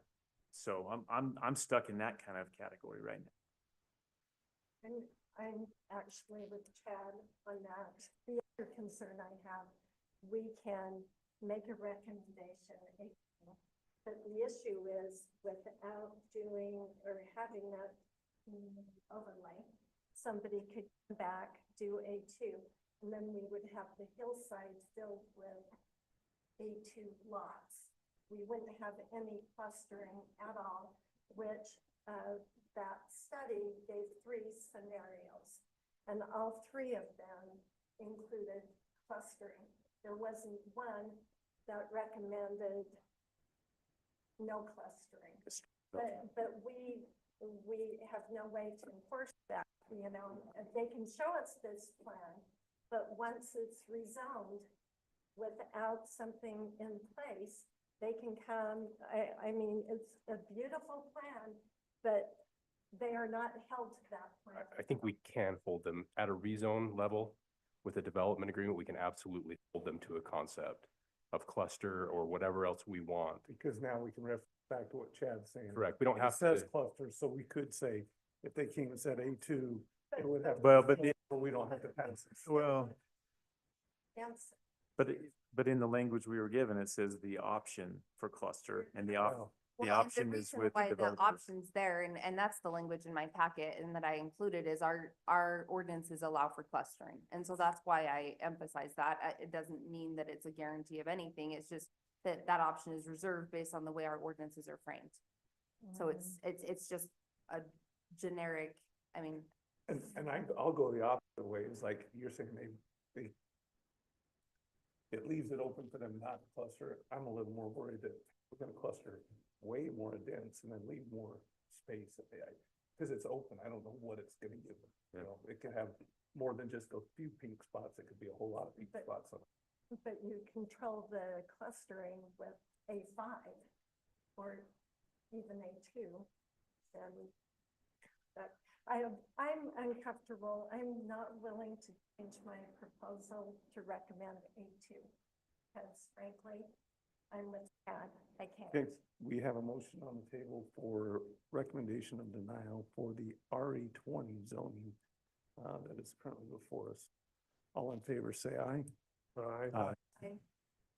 And- We're both voting members, John and David will be voting members. So let's just for the record, John, Nay. yay or nay? and nay. They would be voting more. Okay, wait. Against Oh, approval. let's go back to the beginning. yeah. All in favor of recommendation of denial, say aye. Aye. Aye, so we have David, Chad, Dean, I didn't hear you. I said aye. Aye, Chad, Dean, Andy, and Julie. All opposed? Nay. We have two, John and Sean, opposed. Okay, thank you. So that'll be the recommendation to the city council's recommendation of denial. thank you. Okay, do we need a break or do we need to push on forward? Okay, let's go to item 2A, general plan amendment, consideration of a petition for a general plan amendment of 97.7 acres of land from rural residential, current application zones A2 and A5 to low-density residential. Current application zones RE20 and RE15 at approximately 1950 West Pleasant View Drive. We'll go ahead and turn the time to staff for the proposal. Perfect. Thank you so much, Chair. Before you this evening is a proposal for general plan amendment for Hillside Villages. The applicant owner is Cecil Satterthwaite. This encompasses approximately 97.7 acres, and the location is 1950 West Pleasant View Drive, and the parcels are indicated within the memo. I won't read all those numbers to you. So the current designation is for rural residential, so it's one dwelling unit for every 2 to 5 acres. And what's important to kind of look at with this one is the mapping, because there's a variety of different designations within the property ownership, the single ownership on this, and I'm happy to point that out on the mapping. The current applicable zones for the portions that are looking for a general plan designation adjustment are A2 and A5. And then the proposed general plan designation would be low density residential, so it'd be 2 to 3 dwelling units per acre. And the current applicable zones relative to this are RE20 and RE15. And so similar to the last one that we reviewed, this is something that we've been working as city staff and elected officials kind of to partner and talk through the different issues and questions at hand. But it is a developer proposal. So they're looking at getting the same footprint designation for all of the adjacent land under the same property ownership within the area.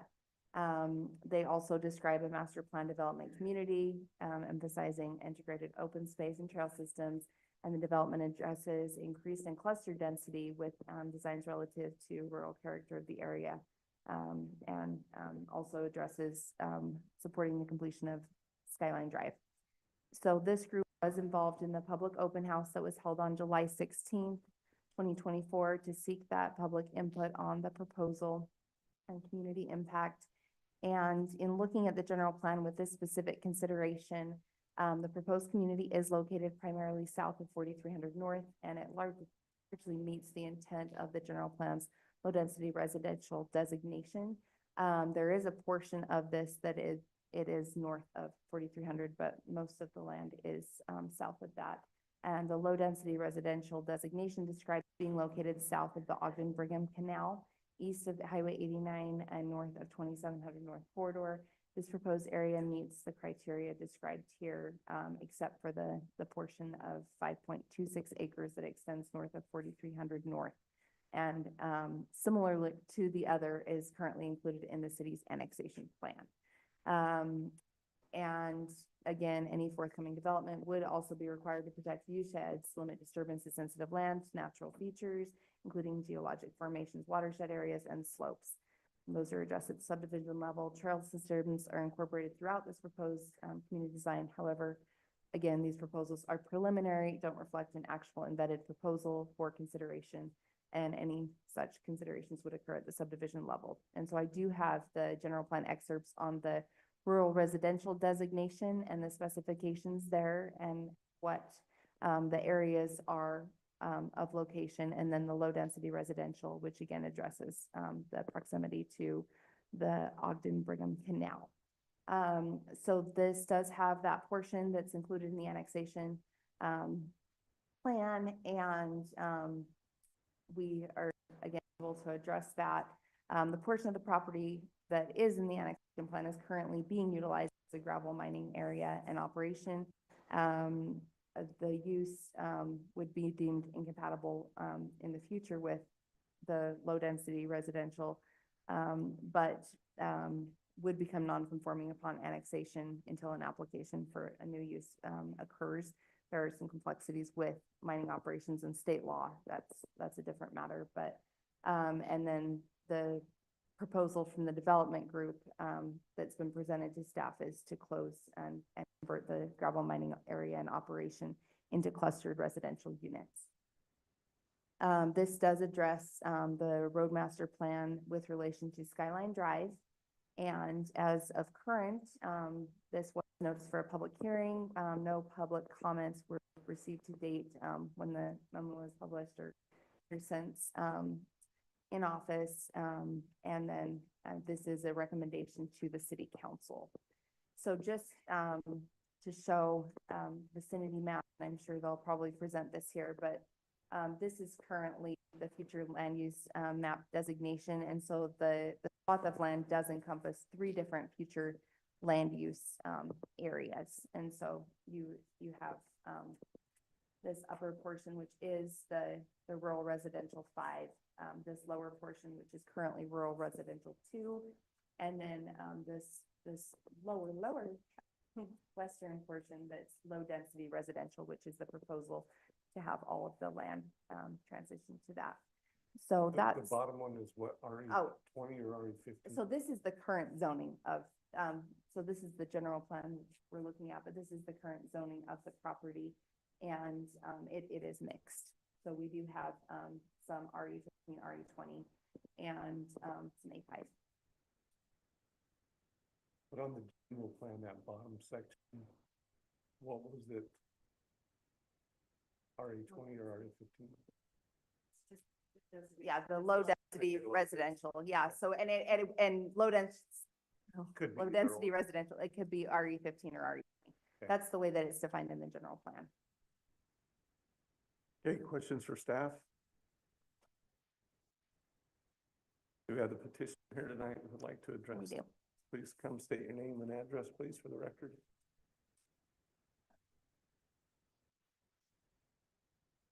Again, Eric Langbart with Langbart Design Group, 336 West Broadway, Salt Lake City.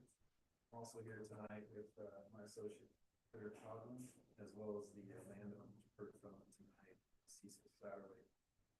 I'll kind of walk through, the history with this has been mentioned several times. Cecil and his partners have been working with the city for literally years, he tells me. We've been involved for several months, I think over a year, working with the city through this process, which we've talked a little bit about already. Have had really good dialogue and appreciate your time tonight to help us kind of continue to push this through. As mentioned, Amy mentioned, we did hold a neighborhood meeting here in this facility. It was really well attended. We got a lot of good feedback. We took that back and we did incorporate a lot of those thoughts and ideas into our current application that you'll see tonight. Next slide. So, panic for a second, I wasn't gonna read well enough. So the first slide you have here is the 2009 land use. And what we want to show here is what this was allocated for in the general plan at that point, nearly 15 years ago. And really was, as you look at the property there on the west side of the page, was that it was a continuation basically of what exists currently in the city. And that's that 1/3 acre density. And then also did include some on the lower part, actually, a little bit what they call a low density with, I think, called some medium density. Not sure exactly what that means, but basically, logically, what we feel is at this point, you have highway commercial down on the highway in the orange and the red there, and then a transition from that intensity of uses and then highway into our project really made a lot of sense. 2009 general plan moment. So if you go to the next slide, this is our current, and as Amy just touched on, this takes it to a pretty good chunk of the property in blue there to the 2 acre zone. And so the fact that that's still adjacent to the commercial, which you can see in the I'm referring to as highway commercial. I think it's business park. It's basically Manufacturing or? yeah, manufacturing. It's basically pretty high intense use there in the purple. And then you can see the paint just below our property is neighborhood commercial. And then it goes right into the 2 acres. What I would like to point out too is you see the red dashed line there. This is when the Skyline Drive alignment shows up, and you can see moving through basically the center of the subject property. See that red dashed line. It's contemplated to get from just property over to the next slide. So this is a vicinity map with an aerial. You can see again in yellow the higher intensity uses for the general plan. You can see in red the neighborhood center for the general plan. And in orange you can see our subject property. And the one thing that has been modified here is we've incorporated the anticipated Skyline Drive alignment. You can kind of see that in a light pink. And so the reality of the 2017 general plan's alignment was it didn't work with the park. It was too steep to take that straight shot that we talked about in some of the other roads. So what you see is that this road really crisscrosses the property, and we've worked with Dana and staff, and we have grading plans for this, and it works. But my point of this that will be made when we jump into the land use plan was that this type of road, whether it's a collector or a minor arterial, does not allow direct access. So if we're talking 2 acre lots, we can't even access a 2 acre lot off of that road because of its design considerations.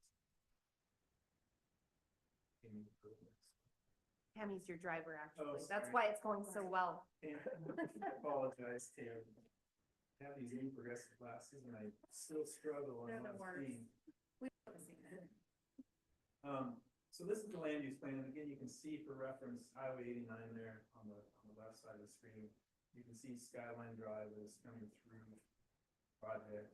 And basically what we're trying to do with our proposal is to go back to the 2009 general plan uses, the RE20, RE15, and specifically starting with an RE20 zone for the entire project, but proposing to, with a development agreement, as Sean mentioned, the ability to put a development agreement that would incentivize the property to set aside a certain amount of open space, develop certain amenities such as trails, possibly a trailhead for a bike park. And basically you can see, you know, the amount of open space here, I think we're above 40%. But the idea would be to take that RE20 or RE15, and just like we mentioned on the last project, cluster.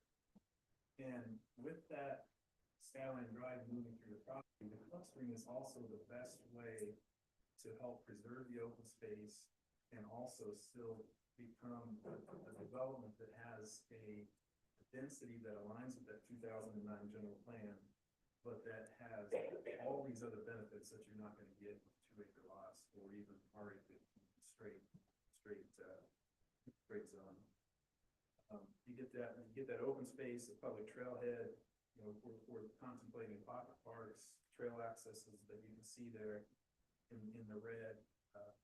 So in summary, it's basically the same densities of 2009, but you get those amenities, get that open space, similar to the last property that we were talking about, that you're just not going to get if we come in straight zone, as it is today, or in the other, so that the clustering can be achieved as a mandate with the development agreement, you know, design guidelines, etc.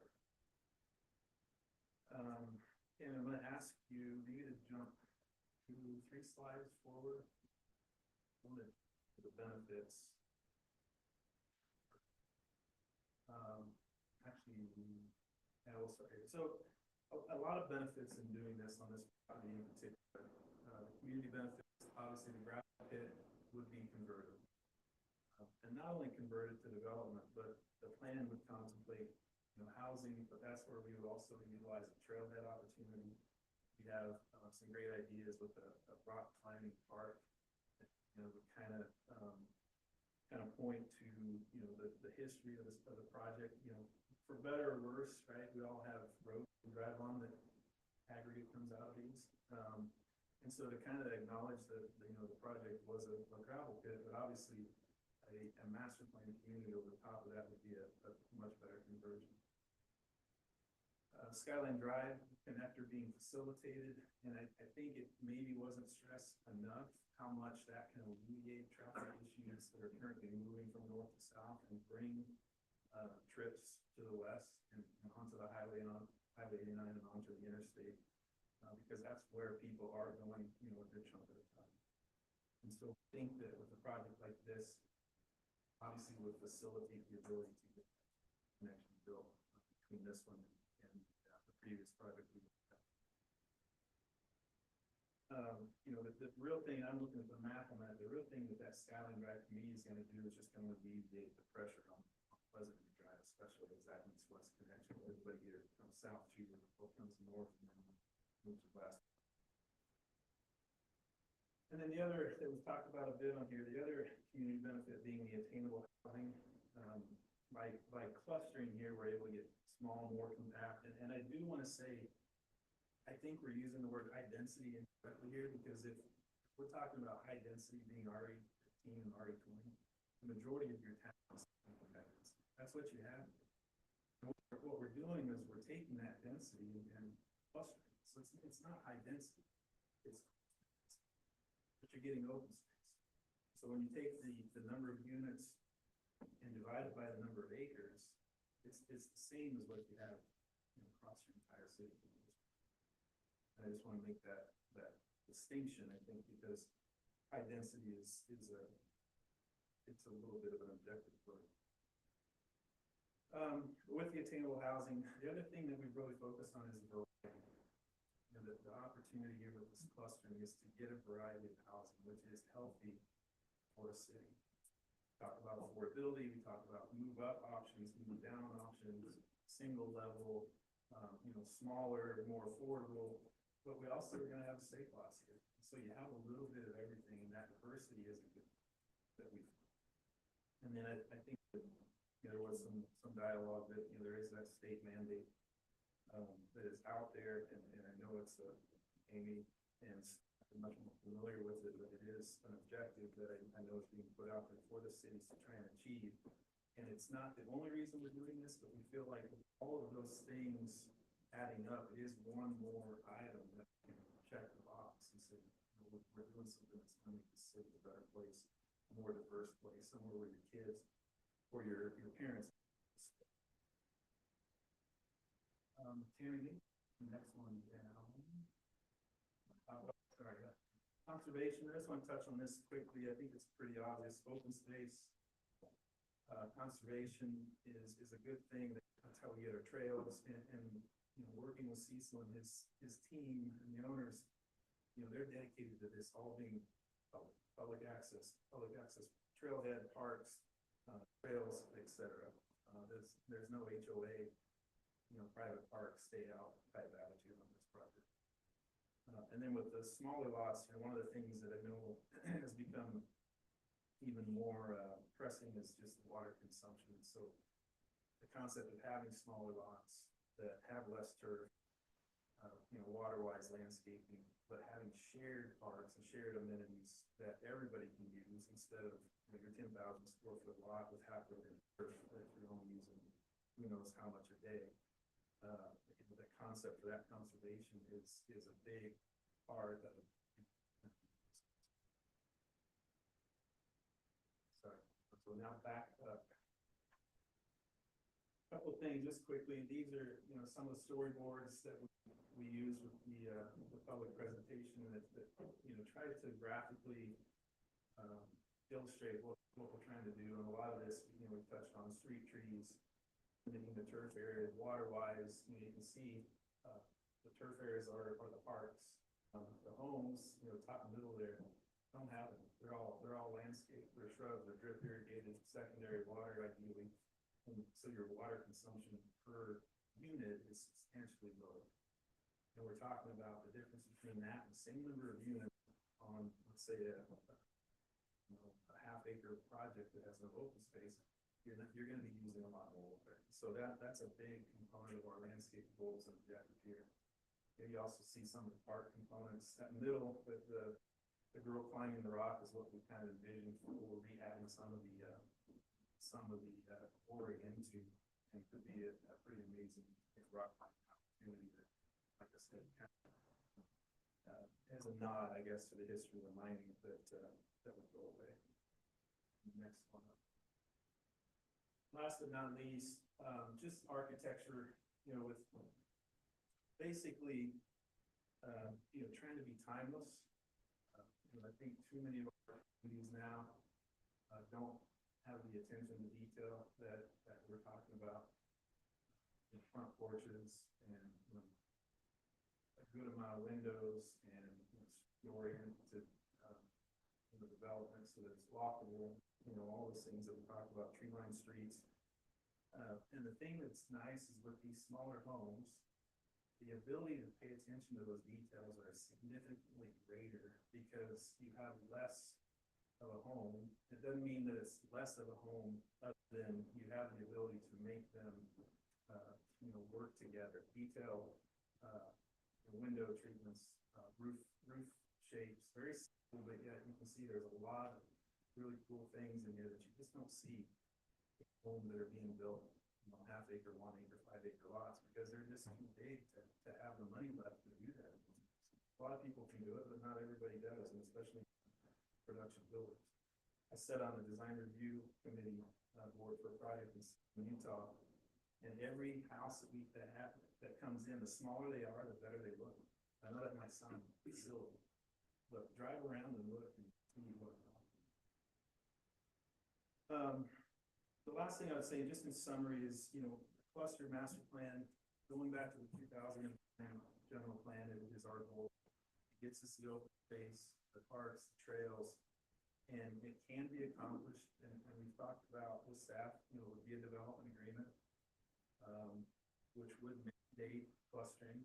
It would mandate the density, it would mandate, you know, certain other things, open space, trails, whatever it is that the discussion and the negotiation between the developer and the city really wants to have at the end of the day is doable with a development agreement, including design guidelines that, yeah, we're saying we're going to do this. The design guidelines will mandate that we're going to do it. And if somebody comes in with a four-sided beige box that has 2 windows and a terrible garage, it gets denied. And it's not just words, it's actually some teeth, and that can all go within the development. this process, that this is the horse, because the general plan amendment is what has to happen. Then it's the rezone, and through that rezone is when the development agreement and all of those things can come in, design guidelines, et cetera. It gives the city the control and guarantee that what we're saying here can be required and ultimately built, for everybody to be happy. Hope that wasn't too fast or too long. I appreciate your time offset. I guessing one of us will be back up here to answer some questions after that. Thank you. Can you hold on just a minute? Do we have any questions for the petitioner while he's up? Just, and I know this isn't something that's gotta be said tonight, but as this came forward, I did get asked questions from the community. How dense are you I mean, I saw your pictures 2 down and you got homes that are just connected. I mean, it's what, an 8-plex or a 4. Yeah, I mean, Is there one more down? Go. I think it was, Right there. Yeah, So, those townhomes. yeah. I mean, is that something that you're actually I mean, you could put rows and rows and rows and rows of those, and that's clustering, and then just leave more green space. But when we look at that, your concept plan, it looks like there's quite a bit of that design at the bottom. Something like that's different than patio homes for seniors. I guess Yeah. what are we looking at? It's a really great question. So what we're looking at are primarily a mix of townhomes and single family, small and medium sized lots, is what I would say. We are contemplating alley loaded product because that lines up with, the tree line street and the walkability. So, but it wouldn't be all townhomes, it wouldn't be all small lots. I talked about that housing diversity, but we're not doing apartments. We had some imagery that one of the things that came out of the public comment neighborhood meeting was, they didn't really like this type of product or this type of product or this type of product. So we removed those. We said, okay, we understand. But the fact of the matter is we're right above Highway 89. And so if you look at the land use plan, what we're contemplating with these townhomes would be more on the downhill side, closer to those neighborhood commercial uses and those highway commercial uses. We don't have a very specific layout like that, because obviously Cecil doesn't want to pay us to go do this plan if we come up here and you guys say, forget about it. We're not gonna spend his money doing that. But in a big picture, that's kind of the concept picture. But we're pulling off of that Skyline Drive. You can see the loop roads, and we're finding these plateaus and these grade changes and clustering, in the most developable locations, and then preserving. The other thing we're doing is, I don't know if you've been on the property, but there are a handful of really cool, substantial rock formations. Tent Rock. What's that? Oh, Tent Rock is one of them. Tent. Yeah. Okay. But we're preserving all of those. That's, We're we not, would like to pass that. yeah, we're not knocking those down. We're making those public trail nodes or overlooks and so we're trying to balance all of those things. Back to your question, it's a mix. What kind of mix? I don't know. If it's 20 townhomes and the rest are single family, or we don't know that today, but that's step 2 or step 3. And are these all owner? I guess we can't really put a lock on it as far as That is the cart. a rental versus. They're not apartments. We can, Okay. I guess that's Yeah, the contrast. they're not. Possibly owner occupied. Okay, any other questions from the commissioner? Is that the Well- actual conceptual design for Skyline Drive for It's, yeah. 2 lanes each way? To do I that? think that's right, yeah. Dana gave us that, Dana Schuler with your office, and you can see there what's contemplated to extend to the east as well as part of your master street plans, there's a roundabout over the bottom.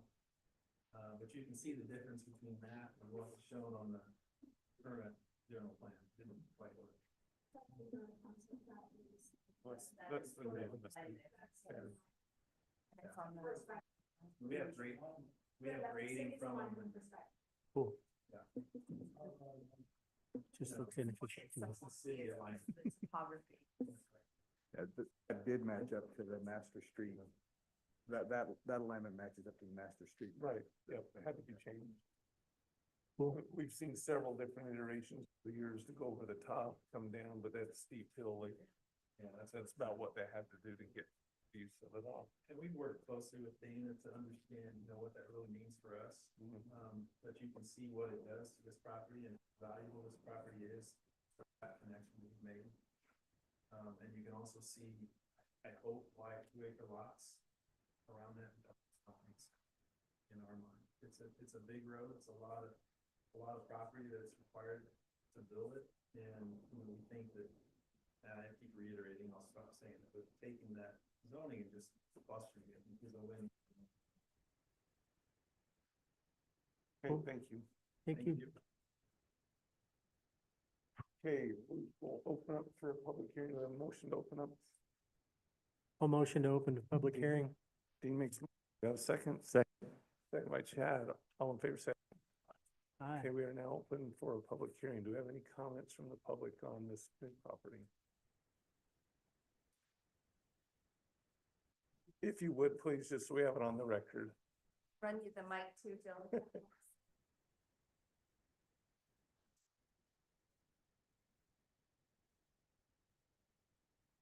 When you're talking about gravel pit, this isn't the Parson gravel pit, the Butters gravel pit, is it? No, this is. This is the lower one. The Yes, lower this is one. the one in unincorporated Weaver Had to County. be sure. No, that's a great clarifying point, Jill. Okay, thank Yeah. Which always is a concern to me because putting houses closer and closer and closer to the pits. Steve Collier, 1630 West Bugby Drive. I would love for other voices to be up here than mine. I don't even like hearing myself in the. I am torn in this. There's a lot of good things that are shown in here, a lot of good things. Again, like the other development, there's a lot of good thoughts going into these. I've got a lot of respect for the owners that are working on this. I can't stand the thought of multifamily structures. It doesn't fit anything within 2 miles of that stuff, at least currently. Being on Pleasant View Drive, a rock throw away from where those would be, that's gonna very negatively impact me and how I value the area and traffic, et cetera. Again, I would feel quite differently if multifamily unit could be off the table completely. So that way, I might just step aside. But with multifamily dwellings, I don't know if you guys feel the same way, but that is not to me jive with the main area of Pleasant View. Other than that, just to reiterate, refer back to my first comment from the last area. Again, if we're looking for changes in the plan that we're all invested in, I would ask that create a situation where more than 10 of us can represent ourselves. Thank you.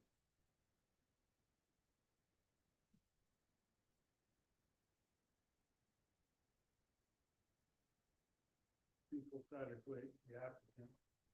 Just a little bit of clarification, and there's some of you that was around here. It's been 20 years since I've been involved. And since that time when we had that property, the previous general plan was as Eric showed. It matched the rest of everything below the canal. And at that time, the alignment for Skyline Drive was dictated by the city, and it was more reflective of this alignment. In 2017, 16, I came to a lot of meetings. The city spent a lot of money on getting that Skyline Drive through, which was a big old trench through our property. That's where the general plan, the general future land use map changed to our objection as landowners. The city spent a lot of money, didn't get funding for that alignment. Since then, the alignment has gone back to this. We have been patient. and working with the city on how can we develop our property back and forth. Eric is, we're gonna use him, professional engineers and all of this. But I just think that's important to look at the history, because people don't realize that I look at it as a taking. That the general plan that Pleasant View City had before is actually, in 2009, we're coming back and asking for the same thing that we used to have. And the reason it changed before was because that alignment of Skyline Drive got changed on us. I've got geotechnical studies I do on, a lot of history. I'll back off that. But this is the new alignment that's Skyline Drive as dictated by Pleasant View City. And we've had our planners design around this, and I like it. It'll work, but let us let us use our property. It's gonna be a lot of our money to make a good product. And we'll work with the city every step of the way. Like I said before, this is like a first step. I'm actually asking to go back to the 2009 general plan. Thank you. Thanks. Any other comments? No, just kidding. The only thing I was on the council in 2017, all that property was, there is a story there. You go back and read minutes and whatnot, but just a tiny, it was almost like, just a couple little pieces to each. But he's not wrong. It was already zoned RE20 this time. Thank you.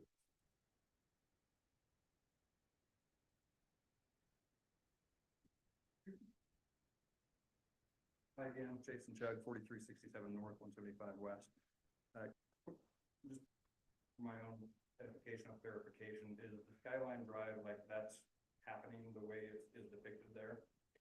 That is. That does match our current, master streets plan. That's correct. So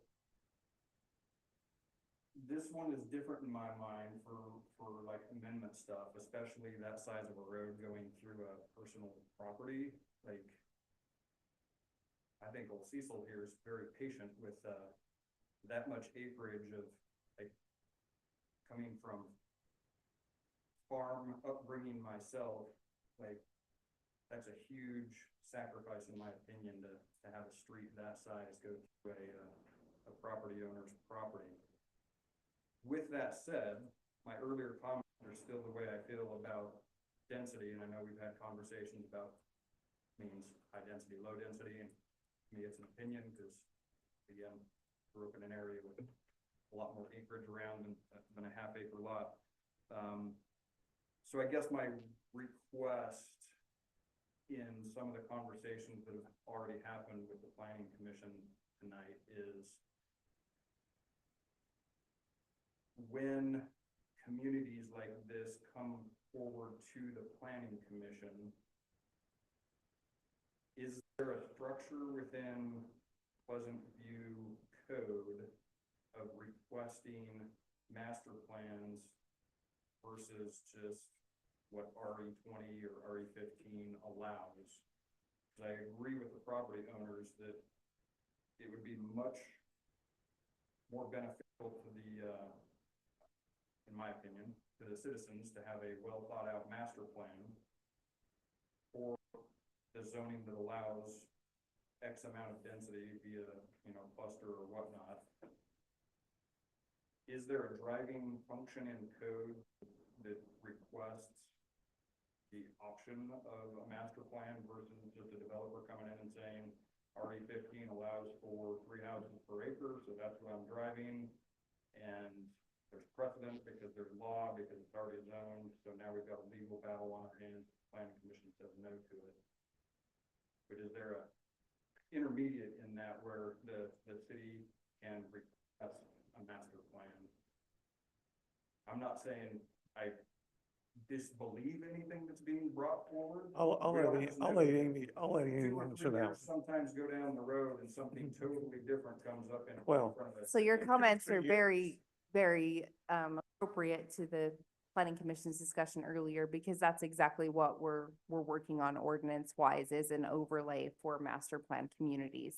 And again, we'd started with kind of this patio home ordinance, and it's, small, single family, basically, but it's bigger than that with what we're trying to accomplish here. And again, there's been a lot of patience and a lot of partnership with the developers that are in the room to kind of work through that, but this is kind of that first step prior to, the way that state law is regular zoning, we can't require a development agreement. But with a master plan community overlay, there's different things that we can pull into require and work with, and there would be a collaborative effort in that front. Okay, and there was comment on cluster options within the city code. So our code does allow for clustering in any of the zones. And what that entails is to group, and there's still, frontage requirements and setback requirements. And so that's where perhaps, you know, if they were to go out and try to utilize RE20 and RE15, it wouldn't work effectively with what they're trying to accomplish here because of those different, very prescriptive things that, you know, if they're having to accomplish 100-foot frontage, but they're trying to group these things and cluster them a little bit more tightly, it wouldn't work. Have a master plan. Correct. Without another element in our zone, or not in our zone, in our ordinances, sorry. And the zone. Apologies for the extra 2 minutes. Nope, you're good. I'll read up. Nope, thank you. Okay, any other comments? Real quick.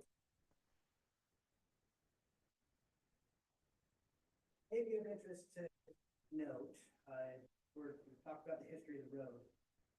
4300 North is actually an old territorial road. It was defined as 66 feet wide in 1885 in the old road books in the area, and extended from where we have 4300 North over here, extending straight west over to where 4000 North is. So that was one public thoroughfare at the time. I don't know that it's ever been vacated. I don't know if that's anything that's been made aware of anywhere in here, but that may be something important to identify in discussion of road rights, takings, et cetera. That's all I have. Thank you. Okay, hearing no more public hearing, do we take motion to close the public hearing? So moved. Sean makes motion. Do we have a second? Ditto. Dean second. All in favor, say aye. Aye. We are now closed, discussion. I just have a couple quick thoughts is, this is similar to the same thing as if we pass it, we don't know what the density is, but I like Sean's comments as far as then we can control what they come in and ask for. We still have a say in it. Someone made the comment, you know, even a road in 1856 or whatever, it tells you how much the community changes and how we have to make sure, one, there's an infrastructure set up for future changes. And two, there'll be different people up here, you know, all the time. There's different commissioners or different council people. So I think it's our responsibility to take the general plan and the zoning and try and make sure the infrastructures are set in place, but also make good choices going forward. Because 2 years from now, there's all new people and it may be all apartments. I mean, I'm making that up so it's good for us to make good choices going forward. Now, I'm not saying one way or the other, but I think that's something I think about when I look at some of these type of things. Thoughts, comments? David? I think it's not possible, but it just seems to me that when you go with the RE20 or RE15 for a 100-acre parcel, that's a lot of houses. We don't anticipate it would actually turn into that, but we really actually need a zone that requires clustering on these large topographically challenged parcels. I mean, you probably got an elevation change about 300 feet in here. It's just an immense change from Highway 9 on top of this peak. And really need to control larger parcels up top and more smaller parcels down below. So we really need an ordinance that allows us to have an entire big picture of what is going in on 100 acres, instead of always going for the lowest possible lot size, so that allows. So let me ask, can I ask, part of that is, if we allow clustering in all of our ordinances or each of our, well, yours asking require, but aren't we better off working with somebody that comes in and presents something on 100 acres? And that's what they're talking about, is we come back and present it. No, we don't have to prove it, but at least it's presented in a master rather than 10, 10, 10, 10. Change to R20 or R15 on the entire parcel. Theoretically, you could put it on a 20-30% slope and up in the middle of, nowhere. I just, we need to rework that zoning ordinance, I think, so that we require clustering over these topographical pieces. I don't know too many places besides the Bountiful that deal with the topography that we're dealing with here. Yeah, but if you don't mind, I just want to follow up on that because that's our whole intent is to self-require the cluster. And that's what goes, if I'm Yeah. not overspeaking, that's what we would put in the development agreement and say, if we have the RE20 or the RE15 or whatever combination that is, there's certain things that say, well, the only way you can get RE15 zoning is if you hit a threshold of open space and links of trails and provide a trail. It's a negotiation. And part of that I'm having trouble saying the word. Negotiation is that we would mandate ourselves, require ourselves to cluster. So it would be irrespective of whatever zone is out there, but that's what the development agreement gives you the teeth to do. And they almost have to because of too many steep areas. Yeah, and so- I mean, I do a ton of work, 2.5 to 30 years in Park City, and you'll be amazed at what you can build on when the sales price.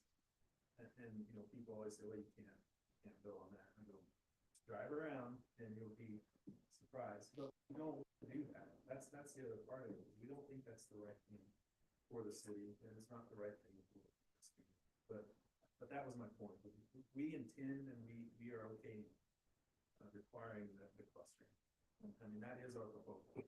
I like, On the same direction now, I just wish our zoning were more descriptive that way, so we knew what the end product was gonna be rather than opening the gate wide open and hoping it turns out like we thought. And I guess I just threw out one option with consideration of a recommendation to city council. If you feel strongly about the clustering, that could be part of your recommendation, that language be included in the general plan to require clustering in this area with the density that would be prescribed.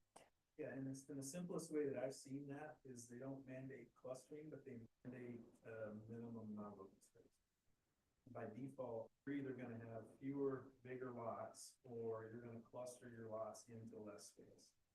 And that effectively, what Park City has done for years and years and years, that's why you can't afford to live there, is because all these developments have so much open space, people wanna get on the trail. I mean, it's a good and a bad thing, but the clustering mandate really is a result of that.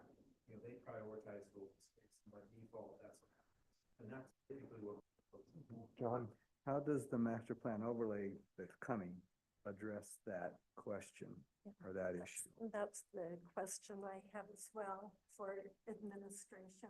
Well, and I guess that's a little bit of a challenging question to respond to because we don't have something before you this time. And so I think the intent is to address that very question. But until we have actual language defined and to go through that with you, I don't feel comfortable guaranteeing Understand. anything. Sorry. And I guess the tie into that question is that the real, not the real, we know the real question is the density issue, the density question. Does that help us get there once we have that option? Well, it depends on what the option is, but is that an option that maybe will help us get there? And we don't know the details of that yet. Chad, Not to beat a dead horse, I'm gonna go back to, I really love the design of that cluster, especially as it kind of, brings people into that side of Pleasant View. But the dead horse I have to beat again is the land study, and in specifics, on page 15 of the study, it actually talks about density. And this area that we're talking about right now is part of this same area that was studied.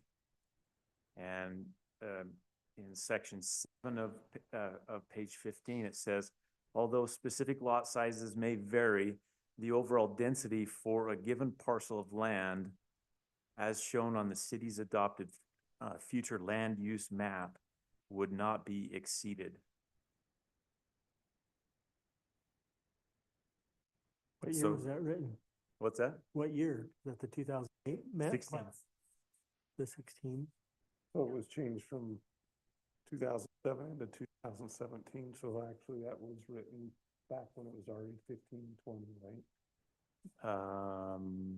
This is, So it was written during that, So that during would, the RE you're 15. saying that it was okay to have RE15 and RE20. it doesn't and it was show, changed. it doesn't show the land densities. All But it shows is But I'm just just the, wondering, that's why he asked the Yeah. date, Yeah. because it was changed in 2017. So 17. this was written in 2016, so it would have been the older, the old the density. smaller density. Yeah. I was on the council at this time, zoning for the property that's right now.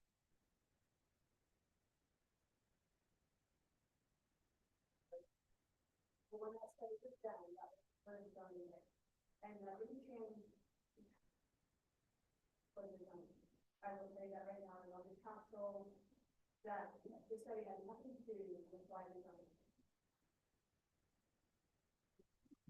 John? Yeah, I have a few comments. First, I appreciate the presentation. I think this is a great design. It fits well in the area. Considering the history that was brought up with this property previously, being in the general plan at RE15 and RE20, that low density residential, I think this makes a lot of sense. The county unincorporated property to the north is zoned A1, which is 1 acre right now. So if that's annexed, then I don't think that's unreasonable to reduce that down to an RE20. And I've appreciated all the public comments. I think been well thought out. They're very reasonable. Steve, right now, we're not addressing the type of housing that goes in here. That comes at a subsequent meeting, but point taken. So I think this is a good proposal. That's my comment. Dean?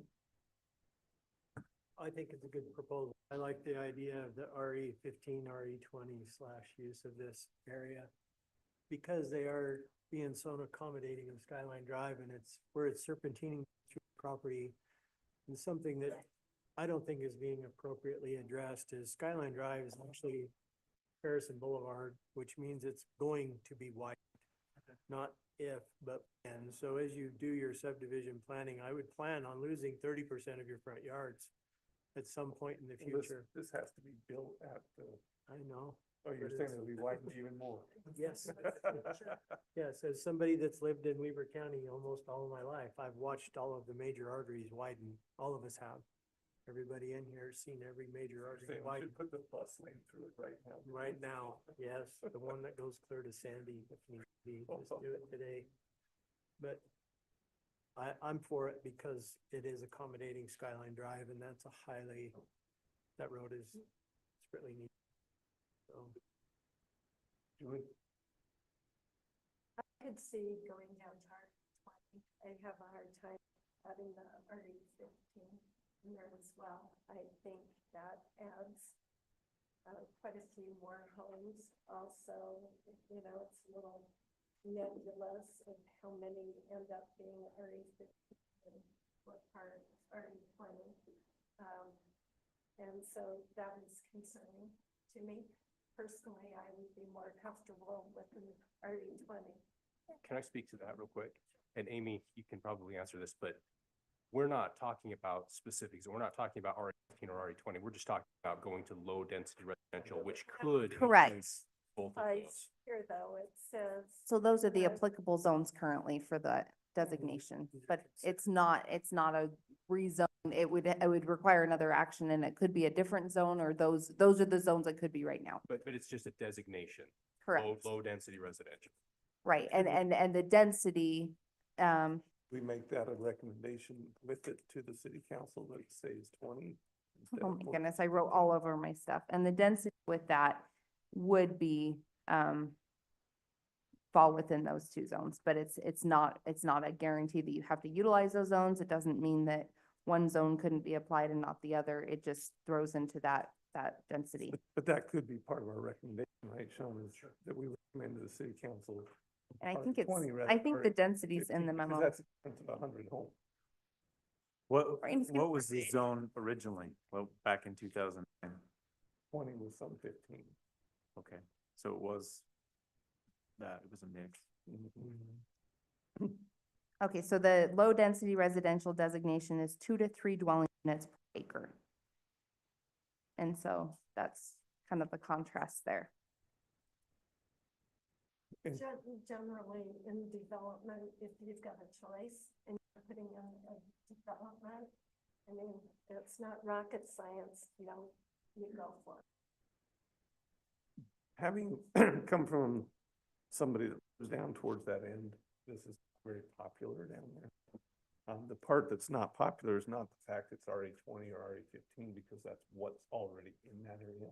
It's the fact that someone was saying they have townhomes or eightplexes or whatever else is, that's the part that is not, I'll chime in with Steve and say that's not the popular thing in Pleasant View, because that's not Pleasant View. So that people they could swallow a whole nother field full of RA 20 before they swallow having all these duplexes in their backyard. So even my family has said, don't you dare. But I can see something like this being advantageous to us to be able to have some larger lots, smaller lots. I'd love to see patio homes instead of duplexes, et cetera. I mean, I think that would be a potential very nice area for it. So.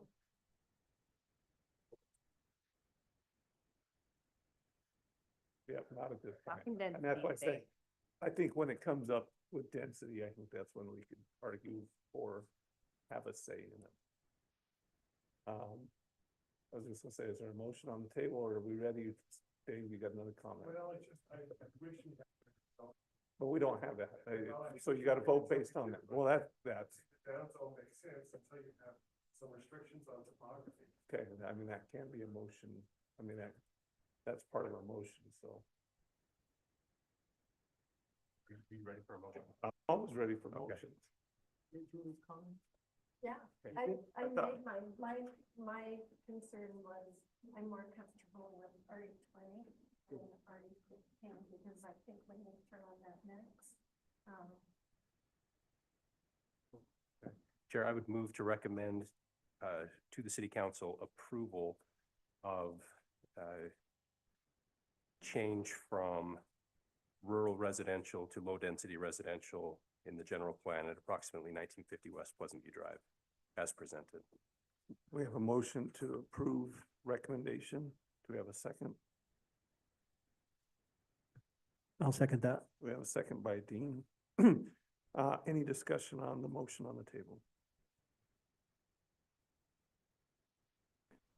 Hearing no discussion, all in favor, say aye. Aye. Chad? John? So we have John, aye, Chad, Sean, Dean, Andy. Okay, all opposed? David and Julie, nay. Okay, that is carried as a recommendation to the city council. And I don't know if they wanted to speak to the nay votes, just for clarification I think the density was the concern, is that? Well, no, does that need to be on the motion though? No, no, I actually think the overlay would be applicable to this property as well. I've been very supportive of both having had a sensitive land overlay that we've talked about for 2 years and also an overlay for a master plan community. So that would be my recommendation. no, It thanks was for the not, clarification. it was not part of the motion. But it's not Yeah. part No, of no, the no, motion. no, this is not part of the motion. The motion was carried as was Correct. provided. I personally throw in the stress of, I'd like to see it stay closer to RE 20. My personal recommendation, and I know that gets the city council to read, is I would stress that we stay at a higher RE 20. They're both part of that recommendation, but as they move forward to the development part, I would like to see more of that, so possibly less high density versus the open space. No, thank you. Okay. It's just helpful to have, and I don't know, Commissioner Gosner, if you had any specific reason or if anybody else wanted to state, but, okay. Desire actual zoning description that takes into topography and density. I don't think we should open it all the way down to R20 when you have massive issues like we have in Pleasant Hill. Okay, Thank you. I'll make sure those are recorded to the city council so they can read those thoughts and Nice, concerns. gonna have for a their lot of discussion. fun compiling all these Yeah. comments tonight. We'd like to move to administrative item number 3, our annual meeting schedule, consideration of annual planning commission meeting schedule. Looks like we're pretty much set with one per week again. And we always. per week? One per month. One per month. Per month. And with the option, we always reserve the right to put in a second one as we need to rush items so we don't hold up any community events. There are a couple of minor adjustments being proposed on this schedule, and it's taking into consideration, can't talk either. So just with the first week of January and the holidays, it would be hard for staff to prepare things for January 2nd. So we're looking at a January 9th, if that's at the, agreeable to the planning commission, and then also a movement with spring break in April. And we looked at the Weaver School District calendar. I don't know if you'd prefer that or not, but we'd make an adjustment there. I know that's a topic that's come up in years past. And then in July, it looks like July 4th, right? Yes, thank you. Yeah. I forgot we moved July too, unless you wanted to meet and celebrate independence here with us. No. And we stress that we really do appreciate everybody's attendance. I Yep. mentioned this before that years ago, we were lucky if we got 4 people here some nights and we were calling people, really saying, please come. So this has been great. Such a good The thing. fact this schedule allows us to have a flexibility when people can come and go, this helps us out. We have a motion to accept the annual meeting schedule. I'll motion that we accept the annual meeting schedule as Chad presented. makes the motion. Do we have a second? I'll second that. Second, Dean, all in favor, say aye. Aye. Okay, any business from the planning commission that we need to address at this time? One really quick comment, and it's number 4, but just as a reminder, we do have the planning commission leadership that would be appointed in the next meeting, so, Do we nominate that today? no, Oh. no, just something to keep in mind Darn. if you want to be thinking about it. I've lost my voice. I'm not gonna argue with you right now. All right, any other business?